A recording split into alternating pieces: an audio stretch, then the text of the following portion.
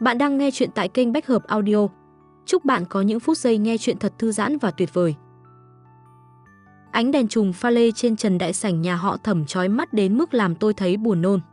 Tiếng ly rượu chạm nhau, tiếng xì xào bàn tán và mùi nước hoa đắt tiền nồng nặc vây lấy tôi. Tôi, Thẩm Nhược Vũ, đang đứng ở trung tâm của sân khấu, nhưng không phải với tư cách là công chúa. Tôi là một trò cười. Nhược Vũ, kết quả xét nghiệm DNA đã có rồi.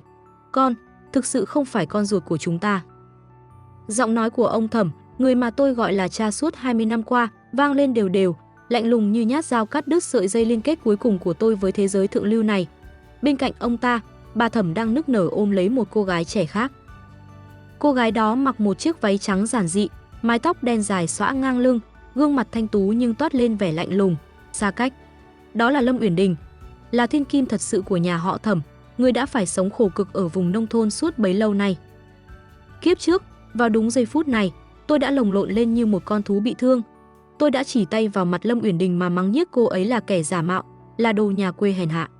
Tôi đã cầu xin hôn phu của mình là Tô Tử Khiêm bảo vệ mình, để rồi sau đó chính hắn là kẻ đẩy tôi xuống vực thẳm. Nhưng bây giờ, cảm giác lạnh lẽo của lưỡi dao đâm vào tim ở kiếp trước vẫn còn như in. Tôi rùng mình, hơi thở dồn dập. Tôi đã trọng sinh rồi. Tôi nhìn xuống đôi bàn tay trắng nõn, mịn màng của mình. Vẫn là đôi bàn tay của một tiểu thư chưa từng chạm vào việc nặng, nhưng tâm hồn tôi đã nhuốm màu phong xương của một kẻ từng chết đi một lần. Ánh mắt tôi vô tình chạm phải ánh mắt của Lâm Uyển Đình. Trái với vẻ đắc thắng mà tôi tưởng tượng, đôi mắt cô ấy sâu thẳm, phảng phất một nỗi buồn mà kiếp trước tôi quá mù quáng để nhận ra. Trong đám tang lạnh lẽo của tôi ở kiếp trước, chính đôi mắt này đã đỏ hoe khi đặt đóa hoa cúc trắng lên mộ tôi. Nhược Vũ, con có nghe ta nói gì không? Ông Thẩm nhíu mày, vẻ thiếu kiên nhẫn hiện rõ. Mọi người xung quanh bắt đầu bàn tán. Nhìn kìa, chắc là sốc quá không nói nên lời rồi. Chiếm vị trí của người ta bao nhiêu năm, giờ trả lại là đúng thôi. Tội nghiệp cậu cả nhà họ Tô, tự dưng lại có một vị hôn thê không rõ nguồn gốc. Tô Tử Khiêm đứng cách đó không xa, vẻ mặt ghê tởm nhìn tôi, rồi nhanh chóng xoay sang nhìn Lâm Uyển Đình với ánh mắt thèm thuồng. Hắn định tiến lên để thay trời hành đạo, đóng vai anh hùng cứu mỹ nhân Lâm Uyển Đình khỏi cô nàng thiên kim giả độc ác là tôi. Nhưng tôi đâu có ngu mà diễn tiếp kịch bản cũ. Tôi hít một hơi thật sâu, đôi chân hơi run rẩy bước về phía Lâm Uyển Đình. Đám đông giạt ra, ai cũng nín thở chờ xem một màn vả mặt hay cào xé nảy lửa. Tôi đứng trước mặt cô ấy. Lâm Uyển Đình cao hơn tôi một chút, mùi hương thanh khiết như hoa trà trên người cô ấy xộc vào mũi tôi, làm dịu đi sự hoảng loạn trong lòng. Cô ấy nhìn tôi, đôi môi mỏng mím chặt, đôi lông mày thanh tú hơi nhếch lên như đang phòng bị. Bịch, tôi quỳ sụp xuống. À không, chính xác là tôi khuỵu chân xuống và ôm chầm lấy eo cô ấy, mặt áp sát vào vòng eo thon gọn của Lâm Uyển Đình. Chị ơi, chị chịu khổ nhiều rồi. Em sai rồi, em thật đáng chết mà. Cả đại sảnh im phăng phắc, đến mức một cây kim rơi cũng có thể nghe thấy. Lâm Uyển Đình cứng đờ người. Tôi cảm nhận được cơ thể cô ấy hơi run lên vì kinh ngạc. Đôi bàn tay đang buông thõng của cô ấy không biết nên đặt vào đâu. Thẩm, Nhược Vũ. Giọng cô ấy trong trẻo nhưng đầy vẻ hoang mang. Tôi ngước khuôn mặt đẫm lệ lên nhìn cô ấy. Tôi biết mình đẹp nhất là lúc khóc, vẻ đẹp của một nhành hoa lê trong mưa, đủ để khiến bất cứ ai cũng phải mủi lòng. Uyển Đình tỷ tỷ, những năm qua em đã cướp mất cuộc đời của chị. Em không xứng đáng ở lại đây nữa. Chị đừng đuổi em đi có được không? Cho em theo làm người hầu cho chị cũng được. Em sẽ nấu cơm, giặt đồ, ấm giường cho chị. À không, ý em là chăm sóc chị. Tôi cảm nhận được ánh mắt của Lâm Uyển Đình thay đổi. Từ kinh ngạc, nghi hoặc chuyển sang một cái gì đó rất lạ, có chút bất lực, lại có chút buồn cười. Buông ra, cô ấy nói khẽ, nhưng không có chút lực nào. Không buông, chị không tha thứ cho em là em không buông. Tôi càng siết chặt hơn, mặt dày đến mức thượng thừa. Ông bà Thẩm đứng hình, Tô Tử Khiêm thì há hốc mồm như nuốt phải ruồi. Hắn bước tới, giọng đầy vẻ đạo mạo, Nhược Vũ, cô làm cái trò gì vậy? Mau buông Uyển Đình tiểu thư ra, cô thật là mất mặt quá đi. Tôi quay ngoắt đầu lại, ánh mắt sắc lẹm nhìn hắn. Tô Tử Khiêm, anh là cái thá gì mà xen vào chuyện của chị em tôi?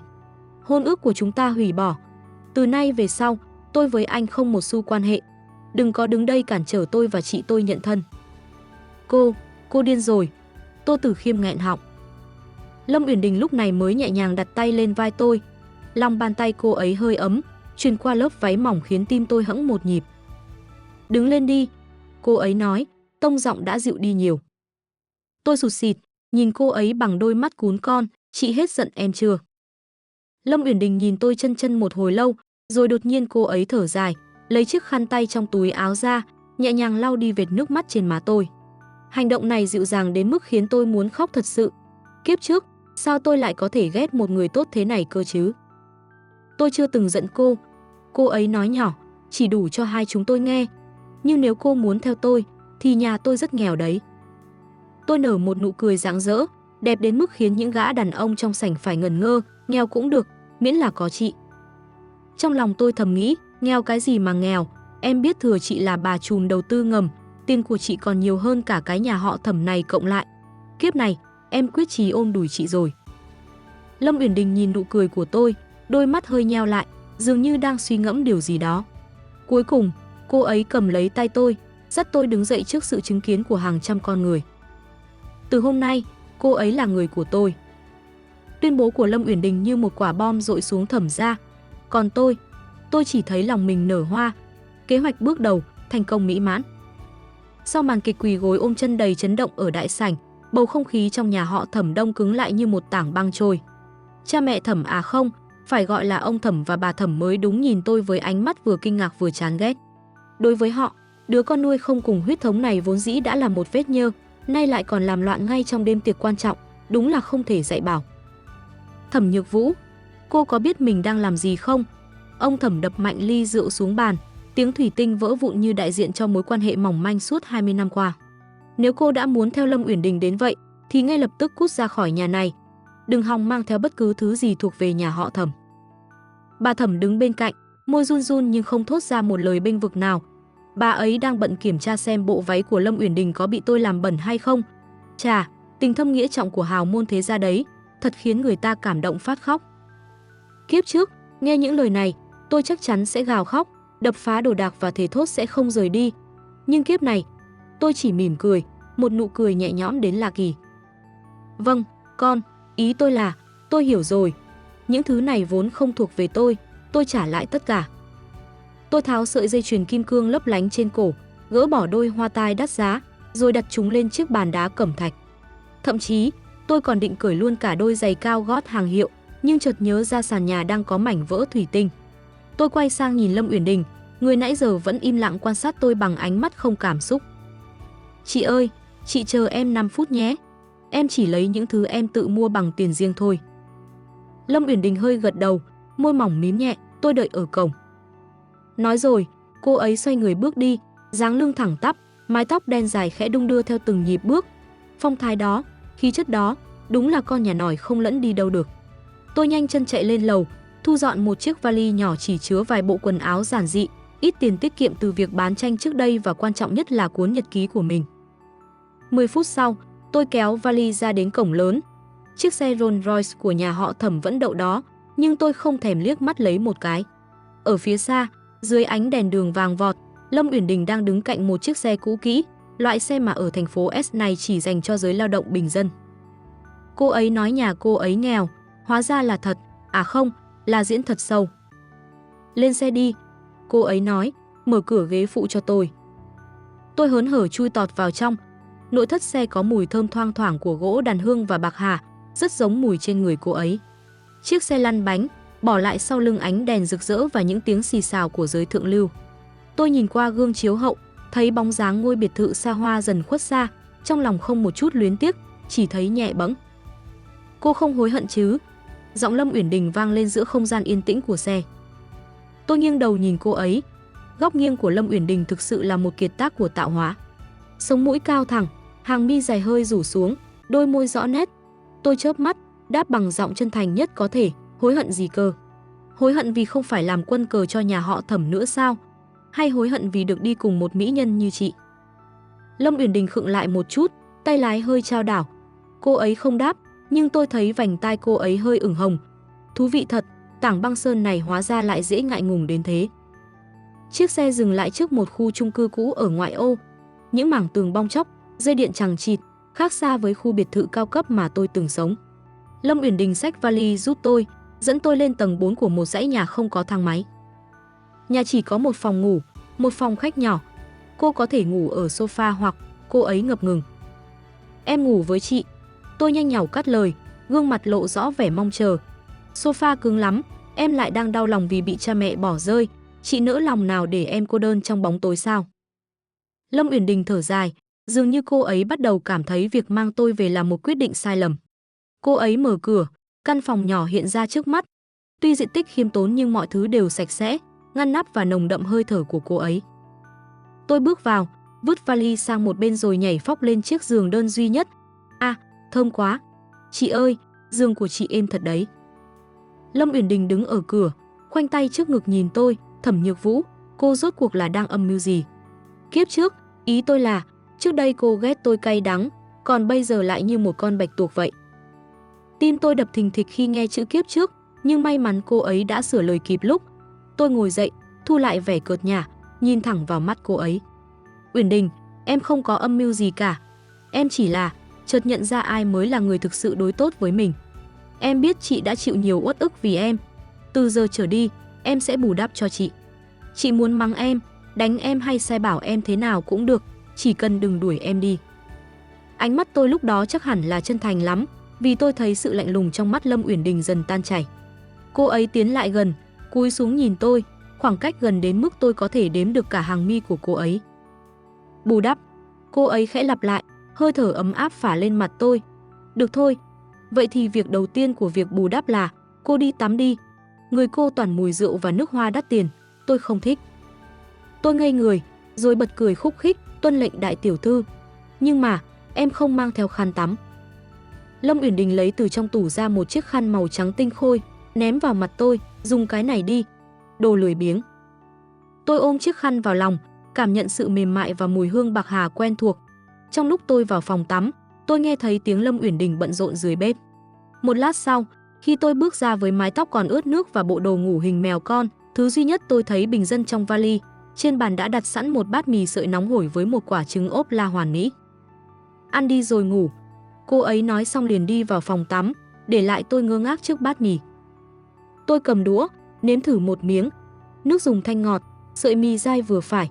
Đột nhiên, nước mắt tôi trào ra, rơi lã chã vào bát mì. Kiếp trước, sau khi bị đuổi khỏi nhà, tôi đã phải ăn mì tôm sống trong căn phòng trọ ẩm thấp, không một ai hỏi han, không một ai nấu cho tôi một bữa cơm nóng. Lâm Uyển Đình, chị rốt cuộc là người thế nào? Tại sao lại âm thầm làm nhiều việc vì em như vậy? Tôi ăn sạch bát mì, không còn một giọt nước dùng. Khi Lâm Uyển Đình trở ra, cô ấy thấy tôi đang ngồi thu hình trên ghế, đôi mắt đỏ hoe. Sao thế? Không ngon à? Cô ấy cau mày hỏi. Tôi lắc đầu, chạy lại ôm chầm lấy eo cô ấy từ phía sau, mặt áp vào tấm lưng còn hơi ẩm của cô ấy. Ngon lắm, là bát mì ngon nhất thế giới mà em từng được ăn. Thân hình Lâm Uyển Đình cứng đờ, nhưng lần này cô ấy không đẩy tôi ra. Cô ấy đứng im một lúc lâu, rồi thở dài một tiếng đầy bất lực. Thẩm Nhược Vũ, cô đúng là đồ phiền phức. Dù nói vậy, nhưng bàn tay cô ấy lại nhẹ nhàng vỗ lên mu bàn tay tôi đang vòng trước bụng cô ấy. Đêm đó, trong căn phòng nhỏ hẹp ở ngoại ô, tôi đã có giấc ngủ bình yên nhất trong suốt 2 đời người. Tôi biết, từ giây phút này, cuộc đời của Thẩm Nhược Vũ tôi đã thực sự bắt đầu lại. Và tôi sẽ không để bất cứ ai làm hại người con gái đang nằm cạnh mình nữa, kể cả đó là gia đình họ Thẩm hay là cái gã cha nam Tô Tử Khiêm kia. Sáng hôm sau, tôi bị đánh thức bởi ánh nắng len lỏi qua khe rèm và tiếng lạch cạch từ phía bếp. Tôi dụi mắt, nhìn sang bên cạnh. Chỗ nằm của Lâm Uyển Đình đã trống không, nhưng vẫn còn hơi ấm. Tôi bật dậy, định chạy ra nịnh nọt chị ấy thì chợt nghe thấy tiếng nói chuyện điện thoại trầm thấp từ ban công. Cứ làm theo kế hoạch. Thu mua toàn bộ cổ phiếu lẻ của Thẩm thị trên thị trường, đừng để họ phát hiện ra đứng sau là ai. Còn nữa, dự án phía Tây thành phố, nặc danh gửi tài liệu sai phạm của Tô ra cho cơ quan điều tra. Tôi đứng chôn chân tại chỗ. Đây là Lâm Uyển Đình nghèo khó sao? Đây là thiên kim thật thà vừa mới từ nông thôn trở về sao? Cô ấy không chỉ đang vả mặt bọn họ, cô ấy là đang muốn bứng tận gốc cả hai gia tộc lớn nhất thành phố S này. Tôi nuốt nước miếng, trong lòng thầm cảm thán, trời ơi, đùi này không chỉ to mà còn được đúc bằng kim cương nữa. Chị ơi, chị cứ việc làm nữ vương, còn việc hậu cung và bám đuôi cứ để em lo. Lâm Uyển Đình tắt điện thoại, quay lại thì thấy tôi đang đứng ngẩn ngơ ở cửa phòng ngủ. Cô ấy nhướng mày, khôi phục lại vẻ mặt lãnh đạm thường ngày, tỉnh rồi à? Ăn sáng đi, lát nữa tôi phải đi làm. Chị đi làm ở đâu thế? em đi cùng với. Tôi lại bắt đầu giở chiêu bài mặt dày. Cô đi làm gì? Biết làm gì mà đi. Cô ấy nhìn tôi từ đầu đến chân đầy hoài nghi. Em có thể làm thư ký riêng cho chị, hoặc là trợ lý sinh hoạt, chăm sóc ăn uống, bóp vai đấm lưng, thậm chí là, tôi nháy mắt đầy ẩn ý. Lâm Uyển Đình mặt không đổi sắc, tôi làm ở một tiệm rửa xe gần đây. Cô muốn đi rửa xe à? Chị ơi, chị diễn sâu quá rồi đó. Có ai đi rửa xe mà chỉ đạo thu mua cổ phiếu nghìn tỷ không hả? Tôi đứng trước tiệm rửa xe mà Lâm Uyển Đình nói. Gọi là tiệm cho sang, chứ thực chất nó là một cái xưởng cũ nằm sâu trong con hẻm nhỏ. Bảng hiệu dì xét treo lủng lẳng ghi 3 chữ, tiệm nhà Lâm. Nhìn cái xưởng này, rồi nhớ lại cuộc điện thoại thu mua cổ phiếu hàng tỷ tệ lúc sáng, tôi suýt chút nữa thì sặc nước miếng. Chị ơi là chị diễn xuất đỉnh thế này thì giải ảnh hậu Kim Kê không trao cho chị đúng là một tội ác của ngành điện ảnh. Sao? Hối hận rồi à? Lâm Uyển Đình khoác lên mình bộ đồ bảo hộ màu xanh thẫm, mái tóc dài được búi gọn gàng sau gáy, để lộ chiếc cổ trắng ngần và gương mặt thanh tú không góc chết. Dù mặc đồ công nhân, khí chất tổng tài của chị ấy vẫn cứ ngùn ngụt như lửa đốt. Tôi nuốt nước miếng, vội vàng lắc đầu. Hối hận là gì? Có ăn được không? Chị cho em làm với, em khỏe lắm, em có thể lau lốp xe. Lâm Uyển Đình nhìn đôi bàn tay búp măng, móng tay còn sơn màu hồng nhạt đính đá lấp lánh của tôi, khẽ thở dài, vào trong đi, đứng ngoài này nắng cháy ra bây giờ. Công việc của một nhân viên rửa xe tập sự như tôi bắt đầu bằng việc cầm vòi xịt nước. Kiếp trước, lần duy nhất tôi chạm vào vòi nước là khi tưới hoa hồng trong vườn biệt thự, còn lại đều có người hầu kẻ hạ.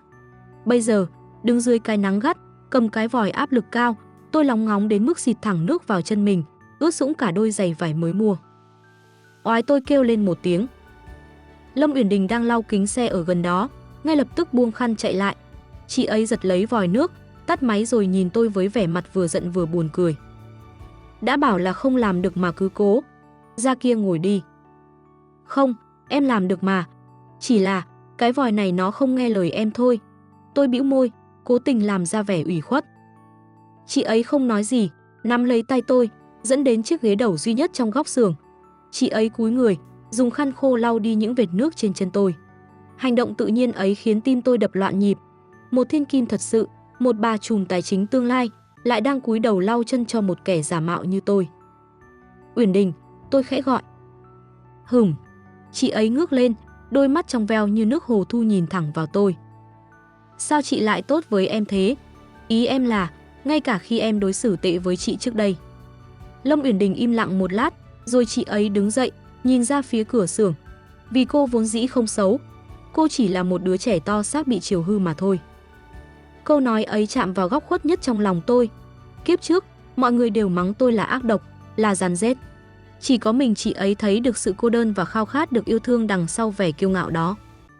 Đang lúc không khí đang trở nên màu hồng thì một tiếng động cơ gầm rú vang lên ngoài hẻm. Một chiếc xe thể thao màu đỏ chói mắt phóng thẳng vào sân xưởng, thắng gấp tạo nên một tiếng rít chói tai. Từ trên xe bước xuống là một cô gái ăn mặc sành điệu, kính mát to bản che nửa khuôn mặt. Vừa nhìn thấy tôi, cô ta đã tháo kính ra, cười khẩy một tiếng đầy châm chọc. Ô kìa, đây chẳng phải là Thẩm đại tiểu thư lẫy lừng sao?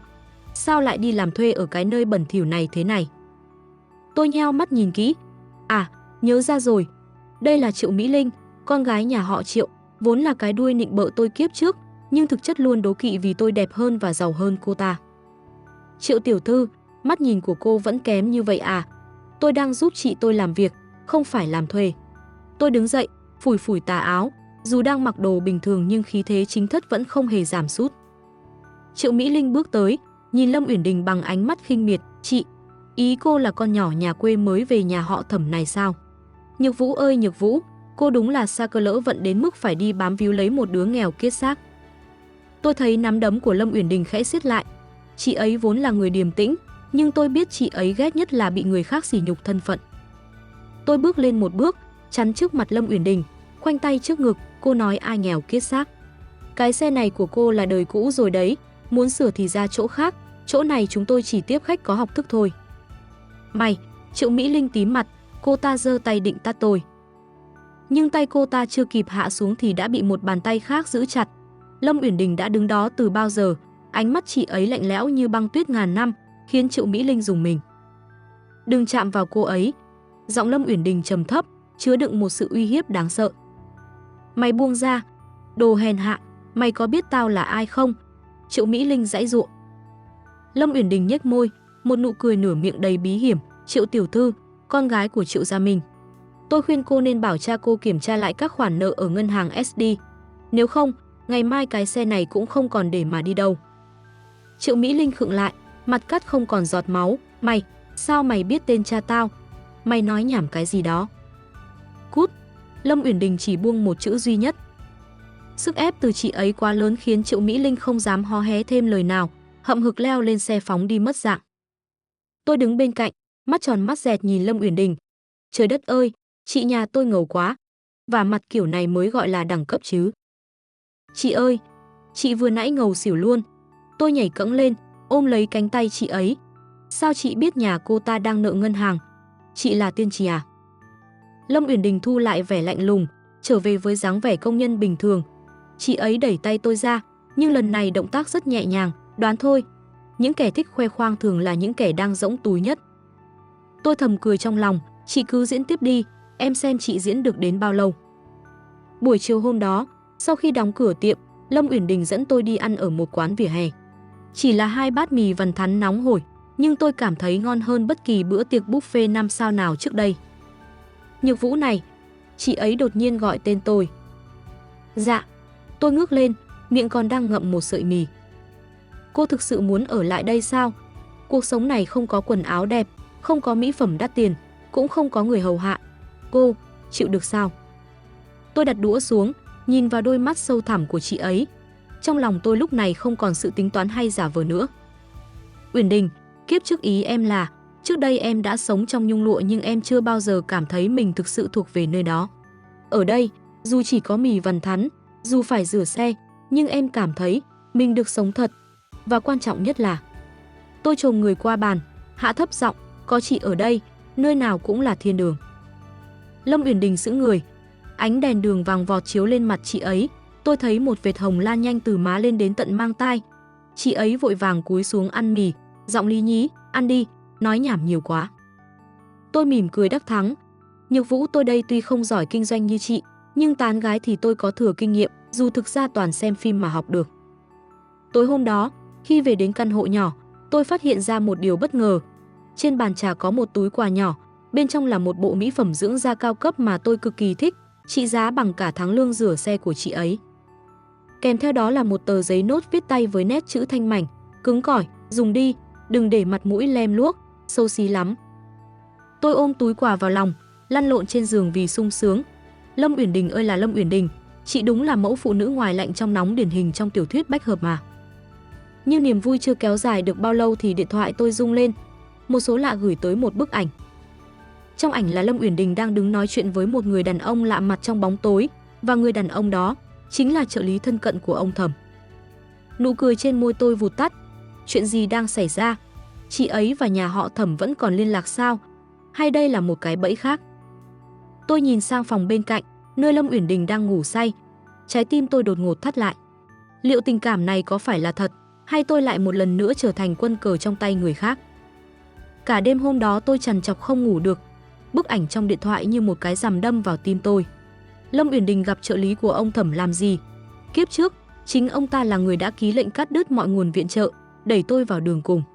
Liệu có phải cô ấy đang thỏa thuận điều gì đó để tống khứ tôi đi một lần nữa? Sáng hôm sau, tôi thức dậy với đôi mắt gấu trúc. Lâm Uyển Đình vẫn như thường lệ, dậy sớm chuẩn bị bữa sáng. Hôm nay chị ấy nấu cháo trắng và trứng muối, một bữa sáng giản dị nhưng ấm áp. Nhược Vũ, tối qua cô không ngủ ngon à? Chị ấy đặt bát cháo trước mặt tôi, đôi mắt phượng khẽ nheo lại đầy quan tâm. Tôi nhìn chị ấy, mái tóc dài mượt mà được buộc hờ hững, vài sợi tóc mai rủ xuống gương mặt thanh tú. Đẹp thế này, tốt thế này, sao có thể là người xấu được chứ? Tôi hít một hơi thật sâu, quyết định tin vào trực giác của mình và cả kinh nghiệm đọc truyện bách hợp mười mấy năm qua. Dạ, em chỉ là lạ nhà thôi. Chị ơi, hôm nay em muốn đi làm cùng chị nữa. Tôi nở một nụ cười nịnh nọt nhất có thể. Lâm Uyển Đình nhìn tôi một lúc, rồi khẽ gật đầu, ăn nhanh đi, hôm nay có khách đặt lịch rửa xe sớm. Chúng tôi lại cùng nhau đến tiệm nhà Lâm, nhưng hôm nay, vận đen dường như vẫn chưa buông tha cho tôi. Khi tôi đang loay hoay lau chùi những chiếc ghế bành cũ trong góc xưởng, một chiếc xe Mercedes sang trọng từ từ tiến vào. Cửa xe mở ra, một gương mặt mà tôi ghét cay ghét đắng xuất hiện, Tô Tử Khiêm. Hắn ta diện bộ vest phẳng phiu, tóc chảy chuốt bóng mượt, nhưng cái vẻ đạo mạo đó không che giấu được sự hèn hạ trong đôi mắt. Kiếp trước, hắn đã lừa gạt tình cảm của tôi, rồi lại quay sang nịnh bợ Lâm Uyển Đình khi biết cô ấy mới là tiểu thư thật sự. Cuối cùng, khi tôi trắng tay, hắn chính là kẻ đã giễu cợt tôi thê thảm nhất. Ôi chà, xem ai đây? Tô Tử Khiêm bước xuống xe, dùng khăn tay che mũi như thể không khí ở đây ô nhiễm lắm. Thẩm tiểu thư cao quý ngày nào, giờ lại đi làm nô tỳ cho một con nhỏ rửa xe sao? Tôi siết chặt cái khăn lau trong tay, đứng dậy, hất hàm nhìn hắn. Tô Tử Khiêm, anh rảnh rỗi đến mức chạy đến tận đây để sủa sao? Chỗ này là tiệm rửa xe, không phải trạm thú y. Cô, mặt Tô Tử Khiêm đỏ bừng vì giận. Hắn tiến lại gần, hạ thấp giọng, Nhược Vũ, tôi nghe nói cô bị nhà họ Thẩm đuổi đi mà không có lấy một xu dính túi. Sao phải khổ thế? Chỉ cần cô ngoan ngoãn xin lỗi tôi, rồi làm bạn gái bí mật của tôi sẽ lo cho cô cuộc sống sung sướng. Dù sao thì, loại thiên kim giả như cô, giờ làm gì còn giá trị nào khác ngoài cái mặt đẹp này. Bạn gái bí mật, ý hắn là muốn tôi làm tình nhân không danh phận sao? Đúng là loại cha nam hạ đẳng. Tôi định giơ tay tát cho hắn một cái cháy má, nhưng đột nhiên, một bóng dáng cao ráo chắn trước mặt tôi. Mùi hương bạc hà quen thuộc bao trùm lấy tôi. Lâm Uyển Đình đứng đó, đôi vai gầy nhưng vững chãi che chở cho tôi hoàn toàn.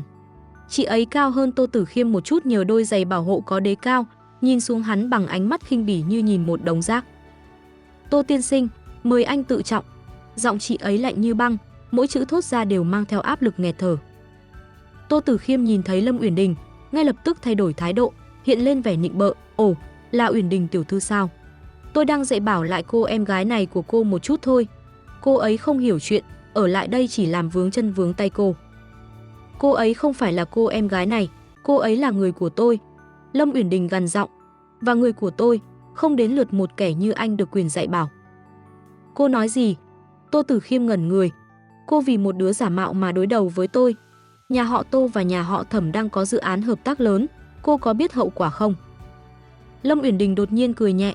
Đó là một nụ cười đầy châm biếm và quyền lực mà tôi chưa từng thấy ở một cô gái nông thôn. Hợp tác? Anh đang nói đến dự án phát triển khu đô thị phía Tây sao? Thật tiếc là sáng nay, ngân hàng đã đình chỉ khoản vay của Tô Thị vì nghi ngờ gian lận tài chính. Và nếu tôi không nhầm, thì trong vòng 2 tiếng nữa, lệnh triệu tập của tòa án sẽ được gửi đến văn phòng cha anh. Tô Tử Khiêm lùi lại một bước, lắp bắp, sao cô biết? Cô làm cái quái gì thế này? Cút ngay lập tức trước khi tôi mất kiên nhẫn. Lâm Uyển Đình bước lên một bước, khí thế mạnh mẽ khiến Tô Tử Khiêm sợ hãi nhảy phắt lên xe, rồ ga chạy mất dạng như một con chuột nhắt. Sân xưởng trở lại yên tĩnh. Tôi đứng ngây người nhìn bóng lưng của Lâm Uyển Đình. Quá ngầu, quá đỉnh. Đây chính là người mà tôi đã từng ghét bỏ sao? Tôi đúng là mắt mù mà. Lâm Uyển Đình quay lại, thấy tôi đang nhìn mình với ánh mắt hình trái tim, chị ấy khẽ ho một tiếng, vẻ mặt trở lại bình thường nhưng vành tai vẫn hơi đỏ. Nhược Vũ, đừng nghe hắn nói nhảm. Cô không phải là thiên kim giả, cô là chính mình. Tôi cảm động đến mức muốn nhào vô ôm chị ấy ngay lập tức, nhưng chợt nhớ ra bức ảnh trong điện thoại. Tôi lấy hết can đảm, lôi điện thoại ra và mở bức ảnh đó lên. Uyển Đình, chuyện này là sao? Tại sao chị lại gặp người của ông Thẩm? Lâm Uyển Đình nhìn bức ảnh, không hề tỏ ra hoảng hốt hay lúng túng. Chị ấy thở dài, kéo tôi ngồi xuống chiếc ghế đá dưới gốc cây ngọc lan. Tôi biết cô sẽ thấy. Thực ra, người đó là nội gián mà tôi cài vào Thẩm gia từ trước khi tôi chính thức trở về. Tôi cần ông ta cung cấp bằng chứng về việc ông Thẩm đã âm mưu đánh tráo hồ sơ năm xưa và việc ông ta biển thủ công quỹ của tập đoàn. Tôi tròn mắt, chị đã chuẩn bị mọi thứ từ trước rồi sao? Lâm Uyển Đình gật đầu, mái tóc dài của chị ấy khẽ bay trong gió. Kiếp trước, à không, ý tôi là trong quá khứ, tôi đã thấy họ đối xử với cô thế nào. Tôi không muốn cô tiếp tục làm con rối cho họ. Việc tôi đưa cô về đây, vừa là để bảo vệ cô, vừa là để thực hiện kế hoạch lật đổ những kẻ đã làm hại chúng ta. Tôi nghẹn ngào. Hóa ra, ngay cả khi tôi chưa trọng sinh, ngay cả khi tôi vẫn còn là một cô nàng đỏng đảnh đáng ghét, chị ấy đã âm thầm bảo vệ tôi rồi. Vậy còn cái tiệm rửa xe này? Tôi thắc mắc. Lâm Uyển Đình khẽ cười, một nụ cười dịu dàng nhất mà tôi từng thấy. Tiệm rửa xe này là của ông nội tôi để lại, là nơi duy nhất tôi cảm thấy bình yên. Tôi muốn đưa cô về đây để cô thấy rằng cuộc sống không có hào quang giả tạo của nhà họ Thẩm vẫn có thể rất tốt đẹp. Nhưng có vẻ như Cô thích nghi nhanh hơn tôi tưởng. Tôi lao vào lòng chị ấy, lần này không phải vì muốn bám đùi, mà là vì tình cảm chân thành nhất phát ra từ đáy lòng. Uyển Đình, cảm ơn chị. Cảm ơn chị vì đã không bỏ rơi em. Lâm Uyển Đình hơi khựng lại, rồi đôi bàn tay ấm áp của chị ấy nhẹ nhàng ôm lấy lưng tôi. Mùi hương bạc hà và nắng sớm quyện vào nhau, tạo nên một không gian chỉ có hai chúng tôi. Đồ ngốc, chị ấy thì thầm bên tai tôi. Nhưng đúng lúc này, bụng tôi phát ra một tiếng rột rột cực kỳ vô duyên, phá tan bầu không khí lãng mạn. Tôi đỏ mặt tía tai, chui ra khỏi lòng chị ấy. Em đói rồi. Lâm Uyển Đình bật cười thành tiếng, âm thanh trong trẻo như tiếng chuông gió. Được rồi, Thiên Kim tiểu thư. Hôm nay chúng ta không rửa xe nữa, tôi đưa cô đi ăn món gì đó ngon một chút, coi như mừng cô thoát khỏi gã cha nam kia. Chúng tôi nắm tay nhau bước ra khỏi tiệm. Ánh nắng ban mai rực rỡ chiếu xuống hai bóng hình dài trên mặt đất. Tôi biết, sóng gió vẫn còn phía trước, nhà họ Thẩm và nhà họ Tô chắc chắn sẽ không để yên. Nhưng chỉ cần có Lâm Uyển Đình ở bên cạnh, tôi chẳng sợ gì cả. Hóa ra, trọng sinh không phải là để trả thù cho oai, mà là để tìm thấy người thực sự yêu thương mình. Sáng hôm nay, thành phố S đón một cơn mưa rào bất chợt. Tiếng mưa gõ nhịp trên mái tôn của khu chung cư cũ tạo nên một bản nhạc trầm buồn nhưng lại khiến lòng tôi thấy yên bình đến lạ. Tôi cuộn tròn trong chăn, hít hà mùi hương bạc hà còn vương lại trên gối của Lâm Uyển Đình. Chị ấy đã dậy từ sớm. Tôi nghe thấy tiếng nước chảy róc rách trong nhà vệ sinh, rồi tiếng lạch cạch đóng cửa. Một lát sau, hơi lạnh từ bên ngoài theo bước chân chị ấy tiến vào phòng ngủ. Dậy đi, đồ lười. Mưa thế này mà vẫn ngủ ngon được sao? Tôi hé mắt nhìn. Lâm Uyển Đình vừa tắm xong, mái tóc dài ướt át được quấn gọn trong chiếc khăn bông, vài giọt nước tinh nghịch lăn trên cần cổ trắng ngần rồi biến mất sau lớp áo choàng tắm. Tim tôi lại được phe nhảy tưng tưng. Đẹp quá, vẻ đẹp của chị ấy buổi sáng sớm thực sự là một loại vũ khí sát thương hạng nặng. Chị ơi, mưa thế này, chúng ta nghỉ một hôm đi. Tôi vươn tay ra khỏi chăn, nắm lấy vạt áo chị ấy, giọng ngái ngủ nũng nịu. Lâm Uyển Đình ngồi xuống cạnh giường, bàn tay mát lạnh của chị ấy áp lên trán tôi, không sốt. Vậy mà cứ tưởng cô bị bệnh nên mới lười thế này. Em không lười, em chỉ là đang nạp năng lượng thôi. Tôi ngồi dậy, dựa đầu vào vai chị ấy. Mà chị này, em không muốn đi rửa xe nữa. Tôi thấy người chị ấy hơi khựng lại. Ánh mắt chị ấy tối sầm xuống trong giây lát. Cô chán rồi sao? Muốn quay về Thẩm gia à? Tôi vội vàng lắc đầu, ôm chặt lấy cánh tay chị ấy. Không phải, ý em là em muốn làm việc gì đó có ích hơn. Em không muốn làm gánh nặng cho chị mãi. Kiếp trước, trước đây em có học vẽ tranh, chị nhớ không? Em muốn thử bán tranh hoặc làm thiết kế tự do. Nghe đến đây, vẻ lạnh lùng trên mặt Lâm Uyển Đình tan biến, thay vào đó là một sự ngạc nhiên pha lẫn chút nhẹ nhõm. Chị ấy vươn tay, nhẹ nhàng xoa đầu tôi. Mái tóc tôi rối bời sau một đêm ngủ dậy, qua tay chị ấy lại trở nên mềm mại vô cùng. Được, nếu cô muốn, tôi sẽ hỗ trợ. Thực ra, tôi có một studio nhỏ ở quận trung tâm, vốn định dùng làm văn phòng bí mật. Ở đó có đầy đủ dụng cụ vẽ, cô có thể đến đó làm việc. Tôi trợn tròn mắt, chị có studio ở trung tâm. Chị ơi, chị còn bao nhiêu văn phòng bí mật nữa thế? Lâm Uyển Đình khẽ cười, một nụ cười ẩn ý, nhiều hơn cô tưởng đấy. Mau đánh răng rửa mặt đi, lát nữa mưa tạnh tôi đưa cô đi xem. Chiếc xe cũ của Lâm Uyển Đình đưa chúng tôi đến một tòa nhà cổ kính mang phong cách Pháp ở giữa quận 1. Studio nằm trên tầng thượng, có cửa kính sát đất nhìn ra toàn cảnh thành phố. Không gian ở đây khác hẳn với cái xưởng rửa xe đầy dầu mỡ. Nó yên tĩnh, đầy tính nghệ thuật và thoang thoảng mùi gỗ đàn hương. Oa, tuyệt quá! Tôi chạy đến bên khung cửa sổ, nhìn xuống dòng xe cộ hối hả bên dưới. Chị chuẩn bị chỗ này từ lúc nào vậy? Từ khi tôi biết mình sẽ phải trở về thành phố S. Lâm Uyển Đình đứng sau lưng tôi, giọng nói trầm thấp đều đều. Tôi cần một nơi để suy nghĩ mà không bị ai làm phiền. Tôi quay lại, thấy chị ấy đang đứng giữa những tia nắng yếu ớt vừa ló dạng sau cơn mưa. Ánh sáng bao phủ lấy chị ấy, biến chị ấy thành một nữ thần trong mắt tôi. Đột nhiên, tôi nảy ra một ý tưởng. Uyển Đình, đừng yên đó nhé, đừng cử động. Tôi vội vàng chạy đến giá vẽ, vớ lấy bút chì và tập giấy phác thảo. Đôi bàn tay vốn dĩ chỉ biết tiêu tiền của tôi, giờ đây lại hoạt động một cách thuần thục. Tôi muốn bắt chọn khoảnh khắc này, khoảnh khắc chị ấy thuộc về riêng tôi trong không gian này. Lâm Uyển Đình hơi bất ngờ, nhưng chị ấy rất hợp tác. Chị ấy đứng nghiêng người, tay tựa vào bệ cửa sổ, đôi mắt nhìn xa xăm. Căn phòng chìm vào tĩnh lặng, chỉ còn tiếng xột xoạt của bút chì trên giấy. Tôi tập trung cao độ, từng đường nét trên khuôn mặt chị ấy đều được tôi ghi nhớ và tái hiện lại. Sống mũi cao, bờ môi hơi mím và cả nốt ruồi lệ nhỏ xíu dưới mắt trái, thứ mà kiếp trước tôi chưa bao giờ chú ý đến. 15 phút sau, tôi đặt bút xuống, mỉm cười mãn nguyện, xong rồi. Chị lại xem này. Lâm Uyển Đình bước tới. Khi chị ấy đứng cạnh tôi, hơi ấm tỏa ra từ cơ thể chị ấy khiến tôi cảm thấy hơi ngột ngạt, theo nghĩa tích cực. Chị ấy nhìn vào bức tranh, ánh mắt thoáng qua một sự kinh ngạc. Cô vẽ, tôi sao?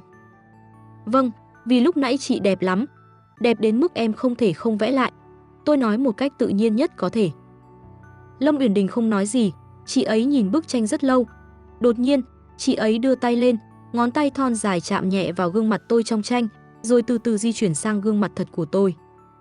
Ngón tay chị ấy hơi nhám vì làm việc nhiều, nhưng khi lướt qua gò má tôi, nó lại mang theo một luồng điện nhẹ. Tôi đứng hình, nín thở nhìn chị ấy. Nhược Vũ, tại sao cô lại thay đổi nhiều như vậy? Chị ấy thì thầm, khoảng cách giữa hai chúng tôi lúc này chỉ còn vài cm.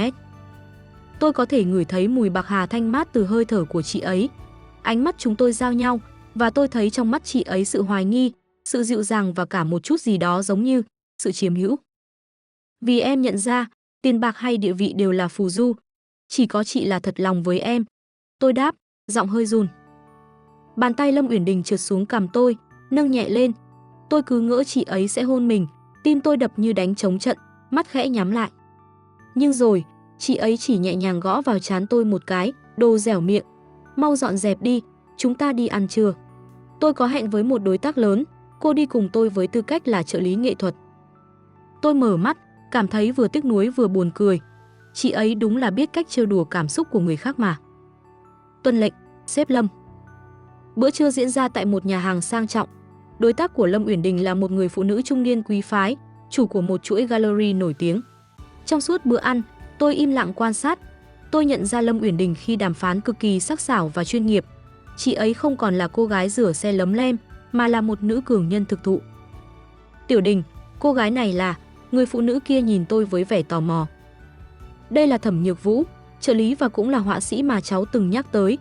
Lâm Uyển Đình giới thiệu một cách trang trọng, tay chị ấy dưới bàn vô tình hay hữu ý đặt lên đùi tôi, khẽ siết nhẹ như để trấn an.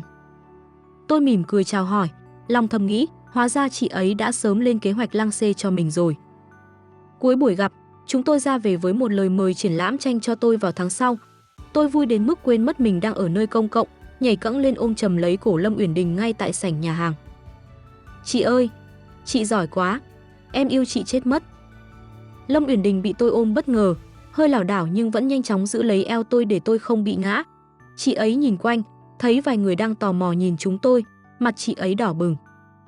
Buông ra, người ta nhìn kìa. Không buông, chị không thấy em đang vui sao? Tôi càng siết chặt hơn, dụi đầu vào cổ chị ấy. Lâm Uyển Đình thở dài, nhưng tôi cảm nhận được vòng tay chị ấy cũng đang siết lại, ôm lấy tôi thật chặt. Giữa chốn đông người, chị ấy cúi xuống, ghé sát tai tôi nói nhỏ.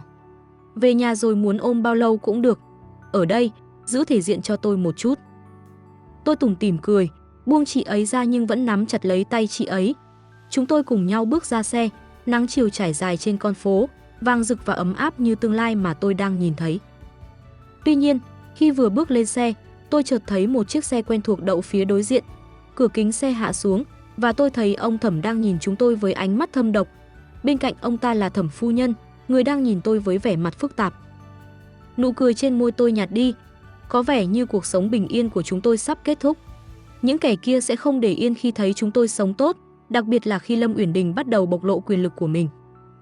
Tôi siết chặt tay Lâm Uyển Đình. Chị ấy dường như cũng nhận ra điều đó. Chị ấy khởi động xe, giọng nói lạnh lùng vang lên. Đừng sợ, có tôi ở đây, không ai có thể đưa cô rời đi một lần nữa.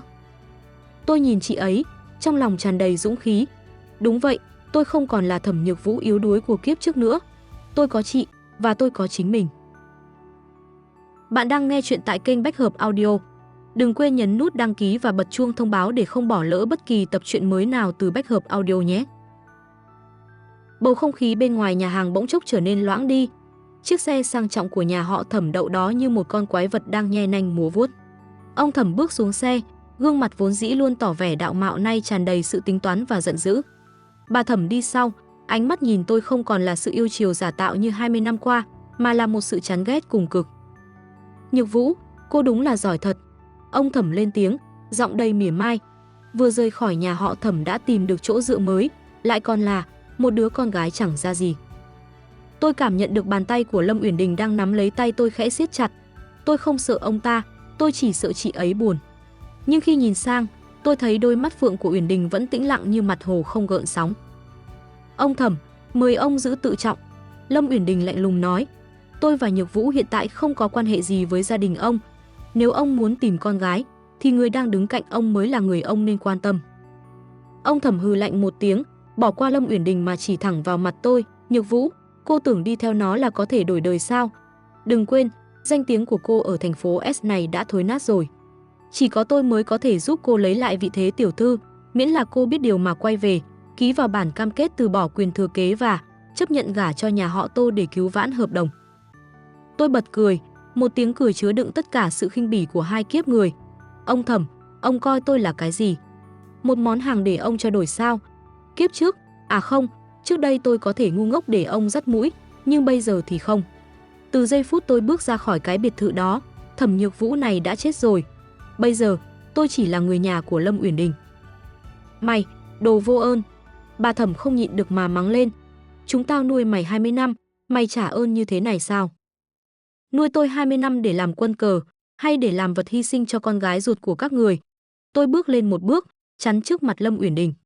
Các người chưa bao giờ coi Uyển Đình là con gái, các người chỉ coi chị ấy là một công cụ để bù đắp cho những sai lầm trong quá khứ.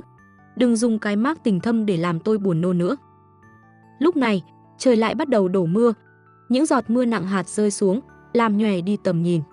Lâm Uyển Đình không để tôi nói thêm lời nào, chị ấy kéo tôi lùi lại, che cho tôi dưới chiếc ô đen lớn vừa lấy từ trong xe. Đi thôi, không cần lãng phí lời nói với những người không có trái tim. Chúng tôi quay lưng đi, mặc kệ tiếng chửi bới của ông bà Thẩm phía sau. Trong làn mưa trắng xóa, cái nắm tay của Lâm Uyển Đình nóng hổi, truyền cho tôi một sức mạnh vô hình. Về đến căn hộ nhỏ, cả hai chúng tôi đều đã thấm mệt và hơi ướt. Mưa ở thành phố S mùa này thật đỏ đòng, lúc nãy còn nắng gắt mà giờ đã lạnh thấu xương. Lâm Uyển Đình đẩy tôi vào phòng tắm, đi tắm nước nóng đi, kẻo cảm lạnh, để tôi nấu chút trà gừng. Tôi ngoan ngoãn nghe lời. Khi làn nước nóng dội xuống cơ thể, tôi mới thấy mình thực sự được thả lỏng. Những ký ức kinh hoàng của kiếp trước khi bị nhà họ Thẩm ép đến đường cùng hiện về, nhưng giờ đây, chúng chỉ còn là những mảnh vỡ mờ nhạt. Tôi đã có một cuộc đời mới và một người để tin tưởng. Bước ra khỏi phòng tắm với bộ đồ ngủ bằng lụa mềm mại, tôi thấy Lâm Uyển Đình đang ngồi ở bàn trà, mái tóc dài của chị ấy vẫn còn hơi ẩm, rủ xuống vai tạo nên một vẻ đẹp vừa mong manh vừa quyến rũ. Chị ấy đang chăm chú nhìn vào chiếc máy tính xách tay, đôi lông mày khẽ nhíu lại. Uyển Đình, chị chưa tắm sao? Tôi đi lại gần, cầm lấy chiếc khăn khô trên bàn và tự nhiên đứng sau lưng chị ấy, nhẹ nhàng lau tóc cho chị. Chị ấy hơi khựng lại, rồi thả lỏng cơ thể, tựa đầu vào người tôi, đang xem lại một chút báo cáo tài chính của Thẩm thị. Họ đang điên cuồng thu hồi vốn, có vẻ như cú đánh của tôi vào nhà họ Tô đã khiến họ bắt đầu hoảng loạn. Chị đừng làm việc quá sức. Tôi vừa lau tóc vừa nói, ngón tay vô tình lướt qua vành tai nhạy cảm của chị ấy. Chị đã bảo vệ em đủ rồi, giờ hãy để em chăm sóc chị một chút. Lâm Uyển Đình đột nhiên xoay người lại, nắm lấy cổ tay tôi. Ánh đèn vàng trong phòng khiến đôi mắt chị ấy trở nên sâu thẳm và nồng nàn hơn bao giờ hết. Nhược Vũ, cô không hối hận thật chứ? Nếu đi theo tôi, cô sẽ phải đối mặt với rất nhiều nguy hiểm. Nhà họ Thẩm sẽ không dừng lại ở đó đâu. Tôi quỳ xuống sàn nhà, đối diện với chị ấy, đặt hai tay lên đầu gối chị. Em đã nói rồi, có chết em cũng không rời xa chị. Với lại, em biết chị không chỉ là một thợ rửa xe đơn thuần mà. Chị giỏi như vậy, em bám chắc còn không kịp, sao lại hối hận? Chị ấy nhìn tôi một lúc lâu, rồi đột nhiên bật cười, nụ cười làm bừng sáng cả căn phòng nhỏ. Chị ấy đưa tay lên, vuốt ve khuôn mặt tôi, ngón tay cái nhẹ nhàng mơn trớn đôi môi tôi. Cô đúng là càng ngày càng mặt dày. Mặt dày mới có vợ chứ? Tôi buột miệng nói đùa, rồi ngay lập tức đỏ mặt tía tai. À không, ý em là mới có chỗ dựa. Không khí bỗng chốc trở nên ám muội, khoảng cách giữa hai chúng tôi thu hẹp lại. Tôi có thể nghe thấy tiếng tim mình đập thình thịch như muốn nhảy ra khỏi lồng ngực. Lâm Uyển Đình hơi cúi đầu, hơi thở của chị ấy vương trên mặt tôi, mang theo mùi trà gừng ấm áp. Nhược Vũ, chị ấy gọi tên tôi bằng một giọng trầm thấp, đầy gợi cảm. Đúng lúc đôi môi chị ấy chuẩn bị chạm vào môi tôi thì Rầm. Tiếng sấm vang rền ngoài cửa sổ khiến tôi giật nảy mình, theo bản năng nhào thẳng vào lòng Lâm Uyển Đình. Chị ấy cũng bị bất ngờ, ôm chặt lấy tôi để cả hai không bị ngã khỏi ghế. Thế là, chúng tôi rơi vào một tư thế cực kỳ mập mờ, tôi ngồi gọn trong lòng chị ấy, hai tay ôm cổ, còn chị ấy thì ôm eo tôi. Em sợ sấm. Tôi lý nhí, mặt vùi vào cổ chị ấy, không dám ngẩng lên. Tôi cảm nhận được tiếng cười khẽ của Lâm Uyển Đình rung lên trong lồng ngực. Chị ấy không đẩy tôi ra, mà ngược lại, còn siết chặt vòng tay hơn, bàn tay vuốt ve dọc theo sống lưng tôi như trấn an một chú mèo nhỏ. Được rồi, không sao, có tôi ở đây. Đêm đó, chúng tôi không tiến xa hơn, nhưng cái ôm ấy kéo dài rất lâu. Tôi ngủ thiếp đi trong vòng tay chị ấy, cảm nhận được một sự an toàn tuyệt đối. Sáng hôm sau, tôi thức dậy và phát hiện mình đang nằm trên giường, được đắp chăn cẩn thận. Lâm Uyển Đình đã đi làm từ sớm, nhưng trên bàn có để lại một mẩu giấy. Trưa nay có người của gallery đến đón cô đi chọn khung tranh. Cứ chọn loại tốt nhất, tiền nong không cần lo. Chiều tôi sẽ về sớm đón cô đi ăn tối. Đừng chạy lung tung, Thẩm gia đang theo dõi cô đấy. Tôi mỉm cười, cảm nhận được sự quan tâm tỉ mỉ của chị ấy. Nhưng khi tôi vừa chuẩn bị thay đồ để ra ngoài, chuông cửa bỗng vang lên dồn dập. Qua mắt mèo, tôi thấy một người phụ nữ lạ mặt, ăn mặc rất lịch sự nhưng vẻ mặt lại vô cùng hốt hoảng. Tôi thận trọng mở cửa. Cô là Thẩm Nhược Vũ phải không? Tôi là thư ký của Uyển Đình ở văn phòng trung tâm. Cô ấy gặp chuyện rồi. Tim tôi như rụng rời. Chuyện gì? Chị ấy làm sao? Xe của cô ấy gặp tai nạn trên đường đến công ty. Hiện giờ đang ở bệnh viện nhân dân. Cô mau đi theo tôi. Tôi không kịp suy nghĩ nhiều, cầm lấy túi xách và lao ra cửa. Trong đầu tôi lúc đó chỉ có một ý nghĩ duy nhất, Lâm Uyển Đình không được có chuyện gì. Kiếp này tôi trọng sinh là để bảo vệ chị ấy. Nếu chị ấy có mệnh hệ gì, tôi sống lại để làm gì nữa. Nhưng khi bước lên chiếc xe màu đen đang chờ sẵn dưới đại sảnh, tôi chợt nhận ra có điều gì đó không ổn. Người phụ nữ kia không hề lái xe về hướng bệnh viện, mà lại rẽ vào một con đường vắng vẻ hướng ra ngoại ô. Đây không phải đường đến bệnh viện nhân dân. Tôi hét lên, định mở cửa xe nhưng cửa đã bị khóa trái. Người phụ nữ quay lại, nụ cười hốt hoảng lúc nãy biến mất, thay vào đó là một vẻ mặt lạnh lùng đáng sợ. Thẩm tiểu thư, yên tâm đi, cô sẽ sớm được gặp chị của mình thôi, nhưng là ở một nơi khác. Tôi sững sờ. Bẫy, đây là một cái bẫy. Lâm Uyển Đình, chị ở đâu? Cứu em. Tiếng động cơ xe gầm rú trong màn mưa rồi im bặt. Tôi bị đẩy xuống một căn nhà kho cũ nát ở vùng ngoại ô phía bắc thành phố. Mùi ẩm mốc, mùi rỉ sét và cái lạnh thấu xương khiến tôi run rẩy. Hai gã đàn ông lực lưỡng áp giải tôi vào bên trong, nơi có một người đang ngồi đợi sẵn trên chiếc ghế bành cũ kỹ. Nhược Vũ, chúng ta lại gặp nhau rồi. Giọng nói đó là Tô Tử Khiêm, nhưng không còn là gã công tử bột chảy chuốt thường ngày. Hắn trông tơi tả với đôi mắt vằn tia máu, bộ vest đắt tiền nhăn nhúm. Hắn đang phát điên vì sự sụp đổ của Tô thị. Tô Tử Khiêm, anh điên rồi. Bắt cóc là phạm pháp, anh có biết mình đang làm gì không? Tôi hét lên, cố gắng giữ bình tĩnh dù tim đang đập loạn xạ. Pháp luật. Ha ha. Hắn cười điên dại, bước tới bóp chặt lấy cằm tôi.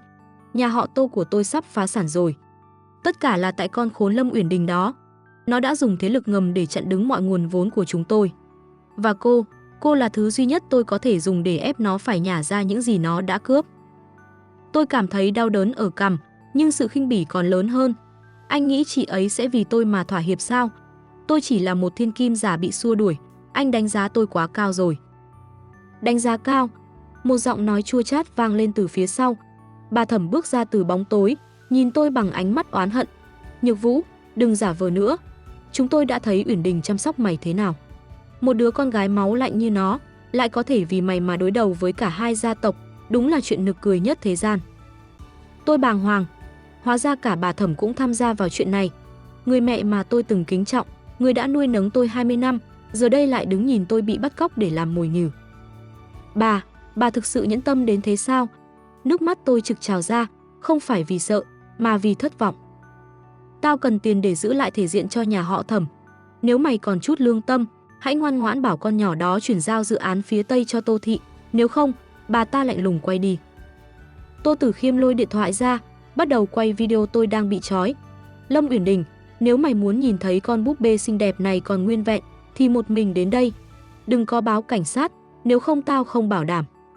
Hắn chưa kịp nói hết câu, thì một tiếng nổ lớn vang lên. Đoàng, Cánh cửa nhà kho bằng sắt bị một lực cực mạnh tông sập, bụi bay mù mịt. Một ánh đèn pha cực sáng từ chiếc xe SUV màu đen chiếu thẳng vào bên trong, làm chói mắt tất cả mọi người. Từ trong màn sương bụi và ánh sáng đó, một bóng người cao ráo bước ra.